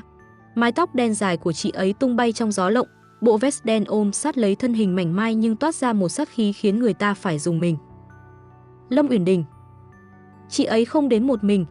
Phía sau chị ấy là hàng chục người đàn ông mặc vest đen, đeo kính râm, phong thái chuyên nghiệp đến đáng sợ. Đây không phải là người của tiệm rửa xe, đây là đội ngũ bảo an cao cấp của một tập đoàn tài chính hàng đầu. Uyển Đình. Tôi nghẹn ngào gọi tên chị. Lâm Uyển Đình bước đi thong dong, đôi giày cao gót nện xuống sàn bê tông tạo nên những tiếng cộp đầy nhịp điệu, giống như tiếng đếm ngược tử thần của những kẻ đang có mặt ở đây. Chị ấy dừng lại cách Tô Tử Khiêm khoảng 5 mét, đôi mắt phượng híp lại, lạnh lẽo đến mức có thể đóng băng cả bầu không khí. Tao đã bảo mày không được chạm vào cô ấy. Giọng chị ấy trầm thấp, nhưng uy lực thì vô hạn. Mày đứng lại đó. Tao có dao đây. Tô Tử Khiêm run rẩy rút một con dao găm ra, kề sát vào cổ tôi. Đưa tất cả giấy tờ chuyển nhượng dự án đây, nếu không tao sẽ rạch nát khuôn mặt xinh đẹp này của nó. Tôi cảm nhận được lưỡi dao lạnh lẽo chạm vào da thịt, nhưng khi nhìn thấy ánh mắt của Lâm Uyển Đình, tôi bỗng nhiên không còn sợ hãi nữa. Trong mắt chị ấy không có sự hoảng loạn, chỉ có một sự bình tĩnh đến tột cùng, sự bình tĩnh của một thợ săn đã dồn con mồi vào chân tường. Tô Tử Khiêm, mày có biết sai lầm lớn nhất của mày là gì không? Lâm Uyển Đình nhếch môi, một nụ cười đầy chết chóc. Đó là mày dám dùng Nhược Vũ để đe dọa tao. Điều đó đồng nghĩa với việc mày đã chọn con đường chết nhanh nhất. Dứt lời, chị ấy khẽ búng tay. Vút, một tiếng động xé gió vang lên. Tô Tử Khiêm hét lên một tiếng đau đớn, con dao trên tay hắn rơi xuống đất. Một mũi tên gây mê nhỏ xíu cắm ngay vào cổ tay hắn. Những người đàn ông phía sau Lâm Uyển Đình lao lên như những tia chớp, chỉ trong vòng 30 giây, tất cả tay sai của Tô Tử Khiêm và chính hắn đều bị khống chế, đè nghiến xuống sàn. Lâm Uyển Đình bước đến trước mặt tôi, chị ấy quỳ xuống, đôi bàn tay run rẩy nhẹ nhàng tháo dây trói cho tôi. Khi dây thừng vừa nới lỏng, tôi lập tức nhào vào lòng chị ấy, khóc nức nở như một đứa trẻ. Em xin lỗi, em lại làm phiền chị rồi. Lâm Uyển Đình ôm chặt lấy tôi, mặt vùi vào mái tóc dài của tôi, hơi thở của chị ấy dồn dập, đầy vẻ sợ hãi vừa mới trôi qua. Đồ ngốc, là lỗi của tôi không nên để cô rời khỏi tầm mắt của mình. Chị ấy đứng dậy, dìu tôi ra xe, không thèm liếc nhìn bà Thẩm đang đứng chết chân ở góc nhà kho. Uyển Đình, cô không thể làm thế này, tôi là mẹ của cô, bà Thẩm gào lên. Lâm Uyển Đình dừng bước, quay đầu lại, ánh mắt sắc như dao. Bà Thẩm, từ giây phút bà để hắn bắt cóc Nhược Vũ, sợi dây liên kết cuối cùng giữa chúng ta đã đứt. Ngày mai, tập đoàn Thẩm Thị sẽ bị thâu tóm hoàn toàn. Các người hãy chuẩn bị tận hưởng cuộc sống nghèo khổ mà các người luôn kinh tởm đi. Trên đường về, Lâm Uyển Đình không nói lời nào, chị ấy chỉ nắm chặt lấy tay tôi, tay kia lái xe với tốc độ kinh hoàng. Về đến nhà, chị ấy bế thúc tôi lên lầu, đặt tôi xuống giường và bắt đầu kiểm tra từng vết xước trên người tôi. Đau không? Chị ấy hỏi khi bôi thuốc vào vết hằn của dây thừng trên cổ tay tôi. Không đau, thấy chị đến, em hết đau rồi. Tôi nhìn chị ấy, trái tim tràn ngập sự ngưỡng mộ và tình yêu. Uyển Đình, chị là tổng tài bá đạo thật sao? Những người mặc vest đen kia là ai? Lâm Uyển Đình dừng động tác, chị ấy thở dài, ngồi xuống cạnh tôi. Họ là người của tập đoàn tài chính LD, tôi là người sáng lập và chủ tịch của tập đoàn đó. Tiệm rửa xe chỉ là một nơi để tôi che giấu hành tung và tìm lại chút kỷ niệm về ông nội mà thôi. Tôi há hốc mồm, LD, tập đoàn vừa lọt top 500 thế giới sao? Trời ơi, em đang ôm đùi một tỷ phú thực sự sao? Chị ấy không nhịn được mà bật cười, gõ nhẹ vào mũi tôi, giờ mới biết à? Muộn rồi, cô đã ký hợp đồng bán thân cho tôi rồi, không thoát được đâu. Tôi tủm tỉm cười, đột nhiên tôi chồm tới, vòng tay qua cổ chị ấy, nhìn thẳng vào đôi mắt sâu thẳm đó. Uyển Đình, cảm ơn chị đã cứu em, nhưng em không muốn làm trợ lý nữa. Vậy cô muốn làm gì? Chị ấy nhướng mày, hơi thở bắt đầu trở nên nóng bỏng. Em muốn làm bà chủ của tập đoàn LD, chị thấy có được không? Lâm Uyển Đình nhìn tôi chân một lúc, rồi đột nhiên chị ấy áp sát vào tôi, ép tôi nằm xuống gối. Mái tóc dài của hai chúng tôi quấn quýt vào nhau trên nệm giường trắng tinh. Chị ấy cúi xuống, hôn nhẹ lên trán tôi, rồi xuống mũi và dừng lại ở đôi môi đang run rẩy của tôi. Vị trí đó vốn dĩ đã dành cho cô từ lâu rồi. Và rồi, chị ấy đặt một nụ hôn nồng cháy lên môi tôi, không còn là sự dịu dàng thăm dò, mà là một nụ hôn chứa đựng tất cả sự chiếm hữu, lo lắng và tình yêu mãnh liệt mà chị ấy đã kìm nén suốt bấy lâu nay. Tôi nhiệt tình đáp lại, đôi tay luồn vào mái tóc mượt mà của chị, cảm nhận hương vị bạc hà ngọt ngào lan tỏa. Đêm đó, cơn mưa ngoài kia vẫn tầm tã, nhưng trong căn phòng nhỏ, chỉ có hơi ấm và những lời yêu thương ngọt ngào. Tôi biết, từ giờ trở đi, dù có bất cứ chuyện gì xảy ra, Lâm Uyển Đình cũng sẽ không bao giờ buông tay tôi. Sáng hôm sau, tôi thức dậy trong một trạng thái không thể nào ngọt hơn. Ánh nắng ban mai xuyên qua rèm cửa, chiếu rọi lên gương mặt đang ngủ say của Lâm Uyển Đình. Chị ấy vẫn đang ôm chặt lấy tôi, một chân gác lên người tôi như thể sợ tôi sẽ tan biến mất. Tôi khẽ đưa tay vuốt ve lọn tóc dài đen lánh của chị, lòng thầm nghĩ, ai mà tin được đây là bà trùm tài chính khét tiếng chứ. Lúc ngủ trông chị ấy cứ như một chú mèo lớn cần được che chở vậy. Lâm Uyển Đình khẽ cựa mình, đôi mắt phượng từ từ mở ra. Khi thấy tôi đang nhìn chằm chằm, chị ấy không những không ngại mà còn kéo tôi sát vào lòng, hôn lên chóp mũi tôi một cái rõ kêu. Chào buổi sáng, bà chủ tương lai của LD. Chào buổi sáng, đại tỷ phú của em. Tôi cười hì hì, mặt dày dụi vào cổ chị ấy. Nhưng sự lãng mạn không kéo dài lâu. Điện thoại của Lâm Uyển Đình rung lên liên tục. Chị ấy liếc nhìn màn hình, ánh mắt lập tức trở nên sắc lạnh. Hôm nay là kỷ niệm 30 năm thành lập Thẩm Thị. Họ đang tổ chức một buổi đại tiệc tại khách sạn Grand S, định dùng nó để trấn an cổ đông và công bố hôn sự của cô với Tô Tử Khiêm bất chấp việc hắn đang bị tạm giam. Tôi lạnh sống lưng, họ điên rồi sao? Định tổ chức đám cưới với một cái bóng à? Họ không cần đám cưới thật, họ chỉ cần cái danh phận của cô để giữ lấy cổ phiếu và làm dịu cơn giận của nhà họ Tô. Lâm Uyển Đình đứng dậy, mái tóc dài xõa tung sau lưng, khí chất vương giả bộc phát. Nhưng họ quên mất một điều, Nhược Vũ hiện tại là người của tôi. Chị ấy quay sang nhìn tôi, ánh mắt tràn đầy sự sủng ái. Nhược Vũ, hôm nay cô có muốn cùng tôi đi xem một vở kịch hay không? Vở kịch mang tên Sự sụp đổ của một đế chế giả tạo. Chiều hôm đó, Lâm Uyển Đình đưa tôi đến một salon cao cấp. Chúng tôi được chăm sóc từ đầu đến chân. Tôi chọn một chiếc váy dạ hội màu đỏ rượu vang xẻ đùi cao, khoe khéo đôi chân dài trắng nõn. Mái tóc tôi được uốn xoăn nhẹ nhàng, xõa dài bên vai. Lâm Uyển Đình thì chọn một bộ vest nữ màu trắng bạc, đường cắt may tinh xảo tôn lên vòng eo thon gọn và đôi chân dài miên man. Chị ấy để tóc thẳng tự nhiên, chỉ dùng một chiếc kẹp kim cương đơn giản để cố định một bên tóc. Khi chúng tôi đứng cạnh nhau trước gương, chính tôi cũng phải tự cảm thán, đây đúng là cặp đôi nhan trị đỉnh cao nhất thành phố S rồi. Khách sạn Grand S. Đại sảnh rực rỡ ánh đèn pha lê, giới thượng lưu tấp nập qua lại. Ông Thẩm và bà Thẩm đang đứng ở trung tâm, cố gắng mỉm cười đón khách dù sắc mặt cực kỳ kém. Mọi người cứ yên tâm, Nhược Vũ chỉ đang hơi mệt nên sẽ đến muộn một chút. Hôn ước giữa hai nhà Thẩm, Tô vẫn không có gì thay đổi. Ông Thẩm đang dõng dạc tuyên bố với các phóng viên. Rầm, cánh cửa lớn của đại sảnh bị đẩy mạnh ra, mọi ánh nhìn đổ dồn về phía cửa. Tôi và Lâm Uyển Đình hiên ngang bước vào. Sự xuất hiện của chúng tôi như một gáo nước lạnh dội thẳng vào mặt gia đình họ Thẩm. Những tiếng xì xào bắt đầu nổi lên. Đó chẳng phải là thiên kim giả Thẩm Nhược Vũ sao? Sao cô ta lại đi cùng Lâm Uyển Đình? Nhìn kìa, khí chất của họ quá áp đảo. Ông Thẩm tái mặt, định tiến lên quát tháo, Nhược Vũ, cô còn biết đường mà về sao? Mau vào trong thay đồ rồi xin lỗi các quan khách ngay. Lâm Uyển Đình bước lên phía trước, chắn giữa tôi và ông ta.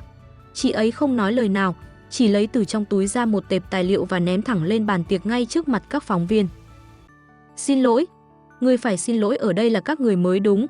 Giọng chị ấy vang vọng khắp đại sảnh qua hệ thống loa mà trợ lý của chị đã âm thầm can thiệp. Màn hình lớn phía sau sân khấu đột ngột thay đổi. Thay vì đoạn phim giới thiệu lịch sử Thẩm Thị, nó hiện lên một loạt bằng chứng chấn động, các bản sao kê ngân hàng về việc biển thủ công quỹ, các đoạn ghi âm cuộc gọi của ông Thẩm chỉ đạo dàn dựng vụ tai nạn cho tôi năm xưa, và kinh khủng nhất là bằng chứng về vụ cháo đổi con 20 năm trước. Cả đại sảnh ồ lên kinh hãi. Hóa ra, không phải là cháo nhầm. Một phóng viên hét lên. Ông Thẩm đã chủ động tráo đổi hai đứa trẻ vì biết Nhược Vũ có quyền thừa kế từ quỹ tín thác của ông nội, trong khi Uyển Đình con ruột ông ta lại bị tống về nông thôn để không ai phát hiện. Mặt bà Thẩm cắt không còn giọt máu, bà ta ngã quỵ xuống đất. Ông Thẩm run rẩy chỉ tay vào màn hình, giả, tất cả là giả. Bảo vệ, đuổi bọn chúng ra ngoài. Nhưng không một nhân viên bảo vệ nào nhúc nhích, bởi vì lúc này, một nhóm người mặc đồng phục cảnh sát kinh tế đã bước vào. Ông Thẩm Gia Minh, bà Lý Mỹ Hoa, các người bị bắt vì tội lừa đảo, biển thủ công quỹ và âm mưu giết người. Trong sự hỗn loạn đó, Lâm Uyển Đình bước lên bục phát biểu. Chị ấy thản nhiên cầm micro, ánh mắt nhìn bao quát cả đại sảnh. Tôi là Lâm Uyển Đình, chủ tịch tập đoàn LD, từ giây phút này, tôi chính thức tuyên bố thu mua lại toàn bộ cổ phần của Thẩm Thị với giá 0 đồng, do công ty này đã hoàn toàn mất khả năng thanh toán và vi phạm pháp luật nghiêm trọng. Chị ấy dừng lại một chút, rồi quay sang nhìn tôi, ánh mắt lạnh lẽo bỗng chốc trở nên dịu dàng như nước. Và tôi cũng muốn đính chính một điều, Thẩm Nhược Vũ không nợ bất cứ ai trong cái nhà này cả. Ngược lại, chính gia đình họ Thẩm đã nợ cô ấy cả một đời người. Từ nay về sau, ai dám sỉ nhục cô ấy, chính là đối đầu với tập đoàn LD và cá nhân Lâm Uyển Đình tôi. Tôi đứng dưới sân khấu, nước mắt rơi lã chã. Kiếp trước, tôi chết trong sự phỉ nhổ của người đời. Kiếp này, trước mặt hàng trăm con người quyền quý nhất, người con gái này đã trả lại cho tôi sự trong sạch và tôn nghiêm mà tôi hằng mong ước. Sau khi cảnh sát dẫn ông bà Thẩm đi, buổi tiệc trở thành một đống đổ nát. Nhưng giữa đống đổ nát đó, Lâm Uyển Đình bước xuống, nắm lấy tay tôi và dắt tôi ra ngoài. Gió đêm thổi lồng lộng qua mái tóc dài của chúng tôi. Tôi nhìn chị ấy, dưới ánh đèn đường, chị ấy trông rạng rỡ như một vì sao sáng nhất. Uyển Đình, tại sao chị lại làm tất cả những điều này? Tôi hỏi, giọng vẫn còn nghẹn ngào. Chị ấy dừng lại, xoay người tôi đối diện với chị, đôi bàn tay ấm áp áp lên má tôi. Vì 20 năm trước, khi chúng ta bị tráo đổi trong bệnh viện, tôi đã nhìn thấy cô trong nôi. Cô lúc đó đã nắm chặt lấy ngón tay tôi không buông. Tôi đã hứa với lòng mình rằng, dù có chuyện gì xảy ra, tôi cũng sẽ bảo vệ cô bằng cả mạng sống của mình. Tôi sững sờ. Hóa ra, duyên nợ của chúng tôi đã bắt đầu từ hơi thở đầu tiên của cuộc đời. Vậy chị có hối hận vì đã yêu một thiên kim giả độc ác như em không? Tôi tinh nghịch hỏi. Lâm Uyển Đình mỉm cười, nụ cười đẹp đến mức làm tôi say đắm. Cô không giả, và cô cũng không độc ác. Cô chỉ là nhược vũ của tôi. Một nhược vũ mà tôi sẵn sàng dùng cả tập đoàn LD để đổi lấy một nụ cười. Nói rồi, chị ấy cúi xuống, đặt lên môi tôi một nụ hôn nồng cháy giữa phố phường thành phố S hoa lệ. Không còn sự truy đuổi, không còn hận thù, chỉ còn lại tình yêu ngọt ngào len lỏi trong từng hơi thở. Sau đêm vả mặt chấn động tại khách sạn Grand S, cái tên Lâm Uyển Đình và Thẩm Nhược Vũ trở thành từ khóa được tìm kiếm nhiều nhất trên các mặt báo tài chính và giải trí. Nhưng mặc kệ thế giới ngoài kia đang điên đảo vì sự tráo đổi thân phận hay sự sụp đổ của một đế chế, chúng tôi hai nhân vật chính lại đang bận dọn nhà. Lâm Uyển Đình không đưa tôi về căn chung cư cũ ở ngoại ô nữa. Chị ấy lái xe đưa tôi thẳng đến một khu biệt thự biệt lập trên đỉnh đồi, nơi có thể nhìn bao quát toàn bộ ánh đèn của thành phố S. Đây là nhà của chị sao? Tôi há hốc mồm nhìn dinh thự mang phong cách kiến trúc hiện đại tối giản nhưng cực kỳ xa hoa trước mặt. Là nhà của chúng ta. Lâm Uyển Đình vừa nói vừa nắm tay tôi đi qua cánh cổng tự động. Tôi đã mua nó từ 3 năm trước, nhưng chưa bao giờ ở lại. Tôi muốn đợi đến khi tìm thấy người quan trọng nhất cuộc đời mình mới dọn về đây. Tim tôi khẽ hẫng một nhịp. Hóa ra, dù là kiếp trước hay kiếp này, vị trí của tôi trong lòng chị ấy vẫn luôn là duy nhất. Căn biệt thự này thực sự là thiên đường đối với một họa sĩ như tôi. Lâm Uyển Đình đã đặc biệt thiết kế một căn phòng áp mái với toàn bộ tường bằng kính cường lực để làm studio cho tôi. Ánh sáng tự nhiên tràn ngập, dụng cụ vẽ tranh toàn là hàng cao cấp nhất thế giới. Uyển Đình, chị chiều hư em mất thôi. Tôi nhảy lên ôm chầm lấy cổ chị ấy, đôi chân quấn quýt quanh eo chị. Lâm Uyển Đình vững vàng đỡ lấy tôi, nụ cười dịu dàng luôn thường trực trên môi. Nuôi cô 20 năm bằng vàng bạc thì nhà họ Thẩm làm được, nhưng nuôi cô bằng sự chiều chuộng tuyệt đối thì chỉ có Lâm Uyển Đình này làm được thôi. Tôi đỏ mặt, vùi đầu vào hõm cổ chị ấy hít hà mùi hương bạc hà thanh khiết. Đột nhiên, tôi nhận ra một điều. Mà này, chị bảo nhà chị nghèo, rồi chị đi rửa xe, tất cả là để thử lòng em sao? Tôi bĩu môi, giả vờ giận dỗi. Lâm Uyển Đình bế tôi ngồi xuống chiếc sofa dài, ánh mắt chị ấy bỗng trở nên sâu thẳm, không hẳn là thử lòng. Tôi muốn cho cô một lối thoát. Nếu lúc đó cô chọn ở lại Thẩm gia và tiếp tục làm thiên kim tiểu thư, tôi sẽ âm thầm hỗ trợ cô từ phía sau. Nhưng cô lại chọn đi theo tôi, cô gái ngốc này. Lúc đó tôi vừa hạnh phúc, vừa lo lắng không biết mình có nuôi nổi một tiểu thư lá ngọc cành vàng như cô bằng đồng lương rửa xe hay không. Hừ, em đã nói rồi, có ăn mì tôm em cũng đi theo chị mà. Tôi nhéo nhẹ vào mũi chị. Vậy nên, bây giờ tôi phải trả công cho sự tin tưởng đó của cô. Dứt lời, chị ấy bế tôi vào phòng tắm chính. Phòng tắm này rộng bằng cả căn phòng ngủ cũ của tôi, với bồn tắm đôi lộ thiên nhìn ra khu vườn treo. Chị định làm gì? Tôi lắp bắp khi thấy chị ấy bắt đầu cởi bỏ áo vest, để lộ bờ vai trần thon thả và làn da trắng như sứ dưới ánh đèn vàng ấm áp. Gội đầu cho cô. Lâm Uyển Đình bình thản đáp, nhưng ánh mắt chị ấy lại nóng bỏng đến lạ thường. Mái tóc này của cô bị ám mùi khói bụi ở xưởng rửa xe mấy ngày nay rồi, tôi phải chăm sóc lại nó. Tôi ngoan ngoãn ngồi vào ghế chuyên dụng. Bàn tay thon dài của Uyển Đình luồn vào mái tóc dài của tôi, nhẹ nhàng massage ra đầu. Cảm giác ấm áp từ nước và sự dịu dàng từ đôi tay chị ấy khiến tôi thư giãn đến mức muốn ngủ thiếp đi. Trong không gian yên tĩnh, chỉ có tiếng nước chảy róc rách. Chúng tôi không nói gì nhiều, nhưng sự gắn kết giữa hai tâm hồn dường như chưa bao giờ chặt chẽ đến thế. Tôi ngắm nhìn hình ảnh chị ấy phản chiếu qua gương một nữ cường nhân thét ra lửa ngoài thương trường, giờ đây lại tỉ mẩn gội đầu cho tôi với tất cả sự nâng niu. Tôi chợt nhận ra, tình yêu đích thực không cần những lời thề non hẹn biển rình rang, mà nằm ở những hành động nhỏ bé nhưng đầy chân thành này. Những ngày sau đó, tôi vùi mình vào studio để chuẩn bị cho triển lãm tranh mang tên Ánh sáng sau màn đêm. Đây không chỉ là sự nghiệp của tôi, mà còn là lời cảm ơn tôi dành cho Lâm Uyển Đình. Mỗi buổi chiều, khi ánh hoàng hôn buông xuống, Uyển Đình sẽ kết thúc công việc sớm ở tập đoàn LD để về nhà. Chị ấy không làm phiền tôi vẽ, mà chỉ lặng lẽ ngồi ở góc phòng đọc sách, thỉnh thoảng lại ngước lên nhìn tôi bằng ánh mắt chan chứa tình yêu. Một tối nọ, khi tôi đang dở dang bức vẽ chân dung chị ấy dưới ánh trăng, Uyển Đình đột nhiên tiến lại gần từ phía sau. Chị ấy vòng tay qua eo tôi, đặt cằm lên vai tôi. Vẫn chưa xong sao? Họa sĩ nhỏ của tôi đã làm việc 6 tiếng liên tục rồi đấy. Sắp xong rồi, còn một chút ở đôi mắt nữa. Tôi xoay người lại, cầm cọ vẽ quệt nhẹ một cái lên mũi chị ấy. Ai bảo mắt chị đẹp quá làm gì, vẽ mãi không ra được cái hồn. Lâm Uyển Đình không giận, chị ấy bật cười, rồi đột nhiên cúi xuống, hôn lên khóe môi tôi. Nụ hôn ban đầu chỉ là sự trêu đùa, nhưng dần dần trở nên sâu đậm và nồng nàn hơn. Chiếc cọ vẽ trên tay tôi rơi xuống sàn nhà, phát ra một tiếng động khẽ. Trong không gian tràn ngập mùi tinh dầu hoa oải hương và mùi màu vẽ, hơi thở của hai chúng tôi hòa quyện vào nhau. Lâm Uyển Đình bế tôi đặt lên bàn vẽ, những bản phác thảo rơi lả tả xuống đất nhưng chẳng ai quan tâm. Nhược Vũ, tôi yêu em. Chị ấy thì thầm giữa những nụ hôn, giọng nói khàn khàn đầy quyến rũ. Em cũng yêu chị, Uyển Đình. Đêm đó, dưới ánh trăng chiếu qua lớp tường kính của phòng áp mái, chúng tôi đã hoàn toàn thuộc về nhau. Không còn rào cản của quá khứ, không còn thân phận thật giả, chỉ có hai tâm hồn yêu thương mãnh liệt hòa làm một. Đó là một sự khởi đầu mới, ngọt ngào và rực rỡ hơn bất cứ bức tranh nào tôi từng vẽ. Sáng hôm sau, tôi thức dậy và thấy mình đang nằm trong vòng tay ấm áp của Uyển Đình. Chị ấy vẫn chưa dậy, đôi lông mày thanh tú hơi giãn ra, trông cực kỳ bình yên. Tôi mỉm cười, cảm thấy mình là người hạnh phúc nhất thế gian. Nhưng khi tôi cầm điện thoại lên để xem giờ, một dòng thông báo hiện lên khiến tôi sững sờ. Tin chấn động, bà Thẩm tự tử trong trại tạm giam, để lại di thư tiết lộ sự thật kinh hoàng về vụ tráo đổi năm xưa. Lâm Uyển Đình không phải là con ruột của nhà họ Thẩm. Điện thoại tôi suýt rơi khỏi tay. Nếu Uyển Đình không phải con ruột nhà họ Thẩm, vậy chị ấy là ai? Và tại sao chị ấy lại biết về vụ tráo đổi để quay về trả thù? Tôi nhìn người con gái đang ngủ say bên cạnh, lòng trào dâng một cảm giác bất an. Hóa ra, bí mật của Lâm Uyển Đình còn sâu hơn tôi tưởng. Chị ấy không chỉ là một thiên kim thật sự đi đòi lại công lý, mà dường như chị ấy còn đang che giấu một thân phận khác đáng sợ hơn nhiều. Liệu tình yêu này có đủ vững chãi để vượt qua sự thật sắp được phơi bày? Bản tin trên điện thoại như một gáo nước lạnh dội thẳng vào sự ngọt ngào vừa nhen nhóm.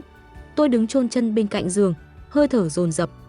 Nếu Lâm Uyển Đình không phải là con ruột nhà họ Thẩm, vậy tại sao chị ấy lại chấp nhận đóng vai thiên kim thật để trở về? Tại sao chị ấy lại tốn công sức trả thù cho một đứa con nuôi như tôi? Một bàn tay ấm áp đột ngột vòng qua eo, kéo tôi trở lại giường. Lâm Uyển Đình đã tỉnh từ lúc nào? Chị ấy vùi mặt vào sau gáy tôi, giọng nói còn khàn đặc vì ngái ngủ. Nhìn gì mà thẫn thờ thế? Đã bảo là không được xem điện thoại khi vừa ngủ dậy mà. Tôi xoay người lại, nhìn thẳng vào mắt chị, giọng run run. Uyển Đình, chị nhìn cái này đi. Bà Thẩm, bà ấy tự tử rồi. Và di thư nói chị không phải con của họ. Lâm Uyển Đình liếc nhìn màn hình, biểu cảm trên mặt chị bình thản đến đáng sợ. Chị không ngạc nhiên, không bàng hoàng, cứ như thể chị đã biết trước kịch bản này từ lâu. Chị ngồi dậy, mái tóc dài đen nhánh xõa tung trên bờ vai trần, khẽ thở dài một tiếng. Chị biết rồi sao? Tôi hỏi, lòng tràn ngập sự nghi hoặc. Phải, tôi biết. Chị ấy nắm lấy tay tôi, đan chặt những ngón tay vào nhau. Nhược Vũ, tôi thực sự không phải người nhà họ Thẩm. Tôi là người của nhà họ Lâm ở thủ đô. Vụ tráo đổi năm xưa là thật, nhưng người bị tráo với cô không phải là tôi, mà là một đứa trẻ xấu số khác đã mất ngay khi vừa chào đời. Nhà họ Thẩm vì muốn chiếm đoạt quỹ tín thác của ông nội cô nên đã thêu dệt nên màn kịch này. Tôi sững sờ, vậy tại sao chị lại xuất hiện? Tại sao chị lại đóng vai thiên kim thật? Lâm Uyển Đình im lặng một lát, đôi mắt phượng nhìn tôi đầy thâm trầm. Đột nhiên, chị ấy hỏi một câu không liên quan. Nhược Vũ, em có tin vào chuyện luân hồi không? Tim tôi suýt chút nữa thì ngừng đập. Tôi nhìn chị, lắp bắp, chị nói gì cơ? Em tưởng rằng chỉ có mình em được trọng sinh sao? Câu nói của Lâm Uyển Đình như một tiếng sấm nổ ngang tai. Tôi trợn tròn mắt, toàn thân run rẩy. Chị ấy cũng trọng sinh. Tôi nghẹn ngào, không thốt nên lời. Lâm Uyển Đình kéo tôi vào lòng, ôm thật chặt như thể sợ tôi sẽ biến mất vào hư không. Giọng chị ấy nghẹn lại, chứa đựng nỗi đau của cả một kiếp người. Kiếp trước, khi tôi tìm thấy em đã nằm lạnh lẽo trong căn hầm tối tăm đó. Tôi đã đến muộn, Nhược Vũ. Tôi đã trơ mắt nhìn em bị gã cha nam đó hành hạ đến chết mà không làm gì được. Sau khi em đi, tôi đã dùng 10 năm cuộc đời để san phẳng nhà họ Thẩm và nhà họ Tô, khiến chúng nợ máu phải trả bằng máu. Nhưng dù có làm gì, em cũng không quay lại nữa. Nước mắt tôi rơi lã chã, thấm ướt cả vai áo chị.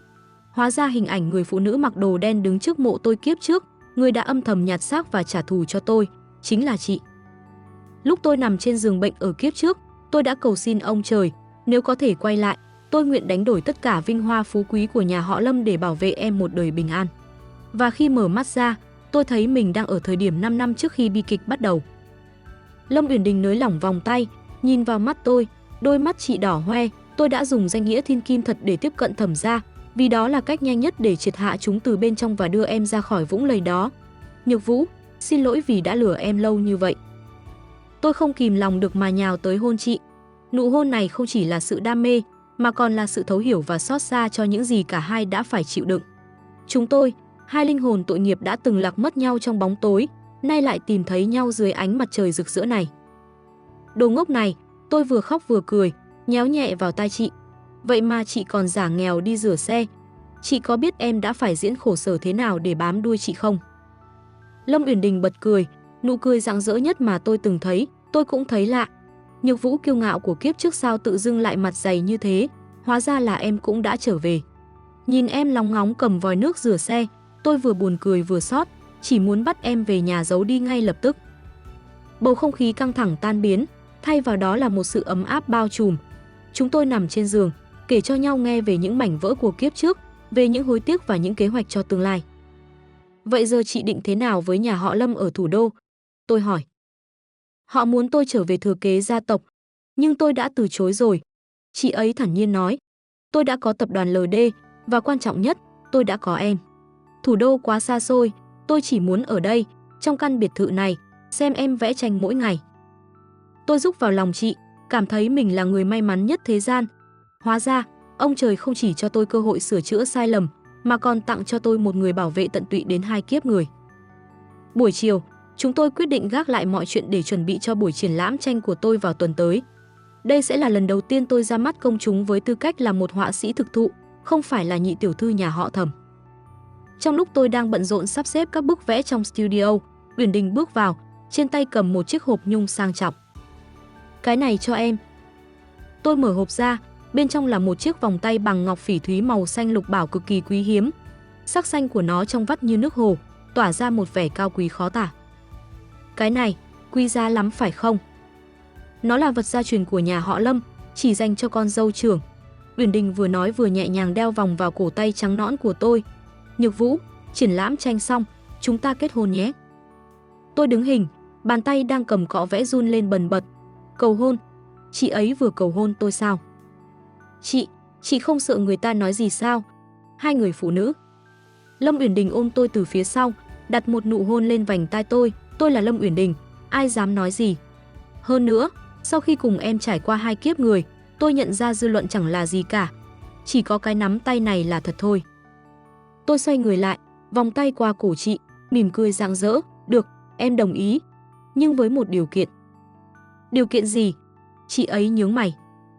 Chị phải làm người mẫu khỏa thân cho bức tranh cuối cùng của em trong triển lãm. Tôi nháy mắt trêu chọc.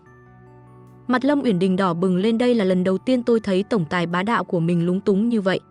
Chị ấy hắng giọng, cố tỏ ra nghiêm túc. Cái này, để tối về chúng ta thảo luận thêm trong phòng ngủ nhé. Tôi bật cười khúc khích, kéo chị ấy vào một nụ hôn ngọt lịm. Cuộc sống này thật sự là quá đỗi tuyệt vời. Tuy nhiên, Niềm vui chưa kéo dài được bao lâu thì trợ lý của Uyển Đình hớt hải chạy vào studio, không kịp gõ cửa. Chủ tịch, có chuyện rồi. Phía cảnh sát vừa báo tin, Tô Tử Khiêm đã trốn thoát khỏi bệnh viện tâm thần trong lúc chuyển viện. Hắn để lại một dòng chữ bằng máu trên tường, Thẩm Nhược Vũ, cô phải chết cùng tôi. Nụ cười trên môi tôi vụt tắt. Lâm Uyển Đình lập tức che chắn cho tôi phía sau, ánh mắt chị hiện lên một tia sát khí còn lạnh lẽo hơn cả kiếp trước. Hắn muốn chết. Được, tôi sẽ thành toàn cho hắn. Cái tên Tô Tử Khiêm giống như một bóng ma từ quá khứ, đột ngột hiện về giữa lúc chúng tôi đang hạnh phúc nhất. Trong căn biệt thự rực rỡ ánh đèn, bầu không khí bỗng chốc đặc quánh lại. Lâm Uyển Đình không nói một lời, chị ấy siết chặt vai tôi, hơi thở tỏa ra sự lạnh lẽo đến thấu xương. Tăng cường gấp đôi lực lượng bảo vệ, kiểm soát toàn bộ lối ra vào khu biệt thự và địa điểm triển lãm. Uyển Đình ra lệnh cho trợ lý bằng giọng nói không chút gợn sóng, nhưng tôi thấy mu bàn tay chị ấy nổi đầy gân xanh. Uyển Đình, hay là chúng ta hoãn triển lãm lại? Tôi lo lắng nắm lấy tay chị. Em không muốn chị gặp nguy hiểm. Chị ấy xoay người lại, nâng khuôn mặt tôi lên bằng cả hai tay, ánh mắt kiên định. Nhược Vũ, chúng ta đã chạy trốn cả một kiếp người rồi. Kiếp này, tôi sẽ không để bất cứ thứ gì cản trở ngày vui của em. Tô Tử Khiêm chỉ là một con chuột nhắt đang giãy chết, hắn không xứng đáng làm em phải lùi bước. Tôi nhìn sâu vào mắt chị, thấy được sự che chở tuyệt đối. Đúng vậy, nếu tôi cứ mãi trốn tránh, tôi sẽ mãi mãi là đứa con gái yếu ớt của kiếp trước. Tôi hít một hơi thật sâu, gật đầu, được, chúng ta sẽ không lùi bước. Ngày triển lãm tranh cuối cùng cũng đến. Gallery nằm ở trung tâm thành phố S, được bao quanh bởi một rừng hoa bách hợp trắng, loài hoa mà tôi thích nhất. Giới thượng lưu, các nhà phê bình nghệ thuật và báo giới đổ về đông nghịt. Tôi mặc một chiếc sườn xám cách điệu màu xanh khói, mái tóc dài được búi trễ bằng một chiếc châm ngọc. Lâm Uyển Đình đứng bên cạnh tôi trong bộ âu phục đen tuyền, khí chất áp đảo mọi ánh nhìn. Chị ấy gần như không rời tôi nửa bước, bàn tay luôn đặt nhẹ trên eo tôi, âm thầm tuyên bố chủ quyền. Bức tranh này thực sự quá tuyệt vời. Một nhà phê bình đứng trước bức vẽ ánh sáng sau màn đêm bức chân dung tôi vẽ Uyển Đình dưới ánh trăng thốt lên đầy ngưỡng mộ. Nó không chỉ là màu sắc, mà là linh hồn. Tôi mỉm cười, lòng tràn ngập niềm vui. Nhưng ngay lúc đó, một cảm giác lạnh sống lưng ập đến. Ở góc khuất của hành lang, tôi thoáng thấy một bóng người mặc bộ đồ nhân viên vệ sinh, đầu đội sụp chiếc mũ lưỡi chai. Đôi mắt dưới vành mũ đó, đỏ ngầu và điên dại, nhìn chằm chằm vào tôi với một sự căm thù tột độ. Tô Tử Khiêm, hắn thực sự đã đến. Tôi không hét lên, cũng không bỏ chạy. Tôi chỉ khẽ siết lấy tay Uyển Đình.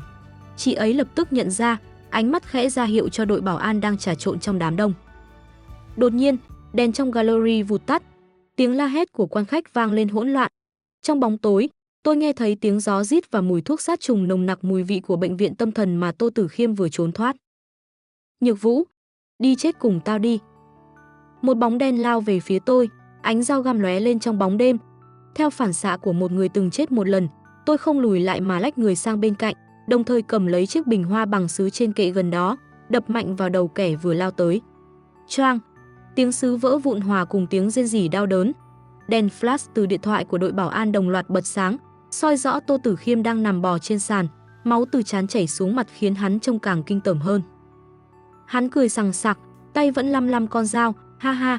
Mày thay đổi rồi, Nhược Vũ, mày không còn là con búp bê của tao nữa rồi.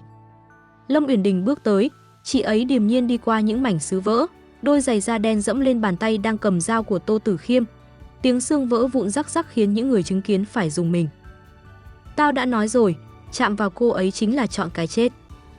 Lâm Uyển Đình cúi xuống, giọng nói nhỏ nhưng chứa đựng sự tàn khốc của một quân vương. Mày có biết tại sao kiếp trước mày lại lừa được cô ấy không? Vì lúc đó tao chưa đủ mạnh.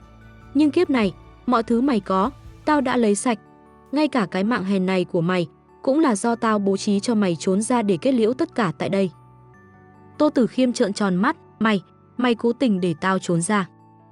Nếu mày chết trong nhà giam, Nhược Vũ sẽ mãi mãi có một bóng ma trong lòng. Chỉ khi nhìn thấy mày hoàn toàn sụp đổ dưới chân cô ấy, nỗi sợ hãi của cô ấy mới biến mất. Lâm Uyển Đình lạnh lùng ra hiệu. Cảnh sát ập vào, lôi Tô Tử Khiêm đi như lôi một đống rác. Hắn gào thét, nguyền rủa, nhưng tiếng vang đó dần xa rồi mất hút trong màn đêm thành phố. Tôi đứng đó, toàn thân hơi run rẩy. Uyển Đình lập tức ôm tôi vào lòng, bao bọc tôi bằng hơi ấm của chị ấy. Xong rồi, Nhược Vũ, mọi thứ đã thực sự kết thúc rồi. Tôi vùi mặt vào ngực chị, hít sâu mùi hương bạc hà quen thuộc. Nỗi sợ hãi đeo đẳng suốt 2 kiếp người, Vào giây phút này, cuối cùng cũng tan biến như sương mù gặp ánh mặt trời. Tôi không còn là nạn nhân, tôi đã tự tay bảo vệ hạnh phúc của mình. Sau sự cố, buổi triển lãm vẫn tiếp tục trong sự bảo vệ nghiêm ngặt. Nhưng tâm trí của tôi và Uyển Đình đã không còn ở đó nữa. Chúng tôi rời đi sớm, trở về căn biệt thự trên đỉnh đồi. Đêm nay, trăng rất sáng. Chúng tôi ngồi bên ban công, cùng nhau uống một chút rượu vàng đỏ. Uyển Đình, chị thật sự đã để hắn trốn ra sao? Tôi tựa đầu vào vai chị, hỏi khẽ. Phải. Chị ấy nhấp một ngụm rượu, ánh mắt nhìn về phía xa xăm. Tôi không muốn em phải sống trong sự lo âu rằng một ngày nào đó hắn sẽ mãn hạn tù. Tôi muốn hắn phải phạm tội không thể dung thứ, để cả đời này hắn không bao giờ có thể nhìn thấy ánh mặt trời nữa. Tôi thở dài, vòng tay ôm lấy eo chị đúng là hắc ám quá đi, nhưng em thích. Lâm Uyển Đình đặt ly rượu xuống, xoay người tôi lại để tôi ngồi lên đùi chị. Chị ấy nhìn tôi bằng ánh mắt nồng nàn đến mức có thể làm tan chảy cả kim cương. Nhược Vũ, những chuyện không vui đã qua rồi. Ngày mai, chúng ta sẽ bay đến Bắc Âu. Bắc Âu? Để làm gì ạ? Tôi ngơ ngác. Để kết hôn. Chị ấy lấy từ trong túi áo ra một cặp nhẫn kim cương đen cực kỳ tinh xảo. Tôi đã chuẩn bị xong xuôi mọi thứ. Một nhà thờ nhỏ bên bờ biển, chỉ có tôi và em, cùng với những bức tranh của em. Em có đồng ý đi cùng tôi không? Nước mắt tôi lại rơi, nhưng lần này là những giọt nước mắt của hạnh phúc tột cùng. Tôi cầm lấy chiếc nhẫn, tự tay đeo vào ngón áp út của chị, rồi đưa tay mình ra để chị đeo cho tôi. Em đồng ý. Dù là đi đâu, dù là kiếp này hay kiếp sau, em vẫn sẽ đi cùng chị. Dưới ánh trăng lung linh, chúng tôi trao nhau một nụ hôn nồng cháy. Không còn sự truy đuổi, không còn hận thù, chỉ còn lại sự bình yên và tình yêu vĩnh cửu. Mọi sóng gió đã lùi lại phía sau, nhường chỗ cho chương mới của cuộc đời, một chương chỉ toàn mật ngọt và hoa bách hợp. Bắc Âu vào mùa đông là một thế giới hoàn toàn khác biệt. Tuyết trắng bao phủ những dãy núi hùng vĩ và những vịnh hẹp xanh thẳm phản chiếu bầu trời xám bạc. Trong căn nhà nhỏ bằng gỗ thông nằm bên bờ biển Na Uy, tôi đang đứng trước gương, chỉnh lại tà váy cưới màu trắng tinh khôi được thiết kế riêng bởi một nhà mốt hàng đầu Paris. Chiếc váy không quá cầu kỳ, chỉ có những đường thêu tay tinh xảo hình hoa bách hợp dọc theo thân váy, tôn lên vòng eo thon gọn và bờ vai trần mảnh dẻ của tôi. Đẹp quá, bà chủ, cô trợ lý trẻ khẽ thốt lên khi cài nốt chiếc châm ngọc lên tóc tôi. Tôi mỉm cười, nhìn mình trong gương. Gương mặt này vẫn là của Thẩm Nhược Vũ năm 20 tuổi, nhưng đôi mắt đã chứa đựng sự trải đời của hai kiếp người. Kiếp trước, tôi từng mơ về một đám cưới hào nhoáng với Tô Tử Khiêm để củng cố địa vị tiểu thư của mình. Nhưng kiếp này, tôi chỉ cần một người chứng kiến, một lời thề và một trái tim chân thành. Cạch, cửa phòng mở ra, Lâm Uyển Đình bước vào. Tôi gần như nín thở. Chị ấy mặc một bộ âu phục màu trắng tuyết, mái tóc đen dài được uốn sóng nhẹ nhàng xõa trên vai. Khí chất của chị ấy không còn là sự lạnh lùng, sắc sảo thường ngày mà dịu dàng như ánh trăng tan trên mặt nước. Trên ngực trái của chị ấy cài một đóa bách hợp trắng loài hoa mà tôi đã tự tay chọn. Nhược Vũ, em đã sẵn sàng chưa? Chị ấy bước tới, nắm lấy đôi bàn tay đang hơi run rẩy của tôi. Em sẵn sàng rồi. Tôi nhìn vào đôi mắt phượng sâu thẳm của chị, nơi mà dù ở kiếp nào, tôi cũng thấy mình được yêu thương một cách trọn vẹn nhất. Chúng tôi tổ chức hôn lễ tại một nhà thờ cổ kính xây bằng đá nằm ngay sát mép nước. Không có hàng trăm quan khách, không có báo chí, không có những lời chúc tụng sáo rỗng. Chỉ có chúng tôi, vị cha xứ già hiền hậu và âm thanh của những con sóng vỗ vào gành đá. Khi cha xứ hỏi về lời thề nguyện, Lâm Uyển Đình không lấy ra tờ giấy đã chuẩn bị sẵn. Chị ấy cầm lấy tay tôi, đặt một nụ hôn nhẹ lên những ngón tay, giọng nói trầm ấm vang vọng trong không gian tĩnh lặng. Nhược Vũ, kiếp trước tôi đã nợ em một lần cứu mạng, nợ em một lời xin lỗi và nợ em cả một đời che chở. Kiếp này, ông trời cho tôi cơ hội trở về, không phải để làm bá chủ thế giới, mà là để làm bến đỗ cho em. Dù là 10 năm, 20 năm hay cho đến hơi thở cuối cùng, Lâm Uyển Đình này nguyện dùng tất cả vinh quang và mạng sống của mình để đổi lấy một đời bình an cho em. Ở kiếp này, em không phải là thiên kim của ai cả, em chỉ là duy nhất của tôi. Nước mắt tôi rơi lã chã. Tôi nghẹn ngào đáp lại, Uyển Đình, em đã từng lạc lối trong sự đố kỵ và bóng tối, nhưng chính chị đã thắp sáng cuộc đời em. Cảm ơn chị đã không bỏ rơi em ngay cả khi em đáng ghét nhất. Kiếp này, em không cần sự xa hoa của nhà họ Thẩm, em chỉ cần được cùng chị đi rửa xe, cùng chị ăn mì vỉa hè và cùng chị già đi. Em yêu chị bằng cả hai cuộc đời này. Vị cha xứ mỉm cười, tuyên bố chúng tôi chính thức là bạn đời của nhau. Dưới vòm đá cổ kính, chúng tôi trao nhau nụ hôn nồng cháy nhất, đánh dấu một khởi đầu mới hoàn toàn tinh khôi.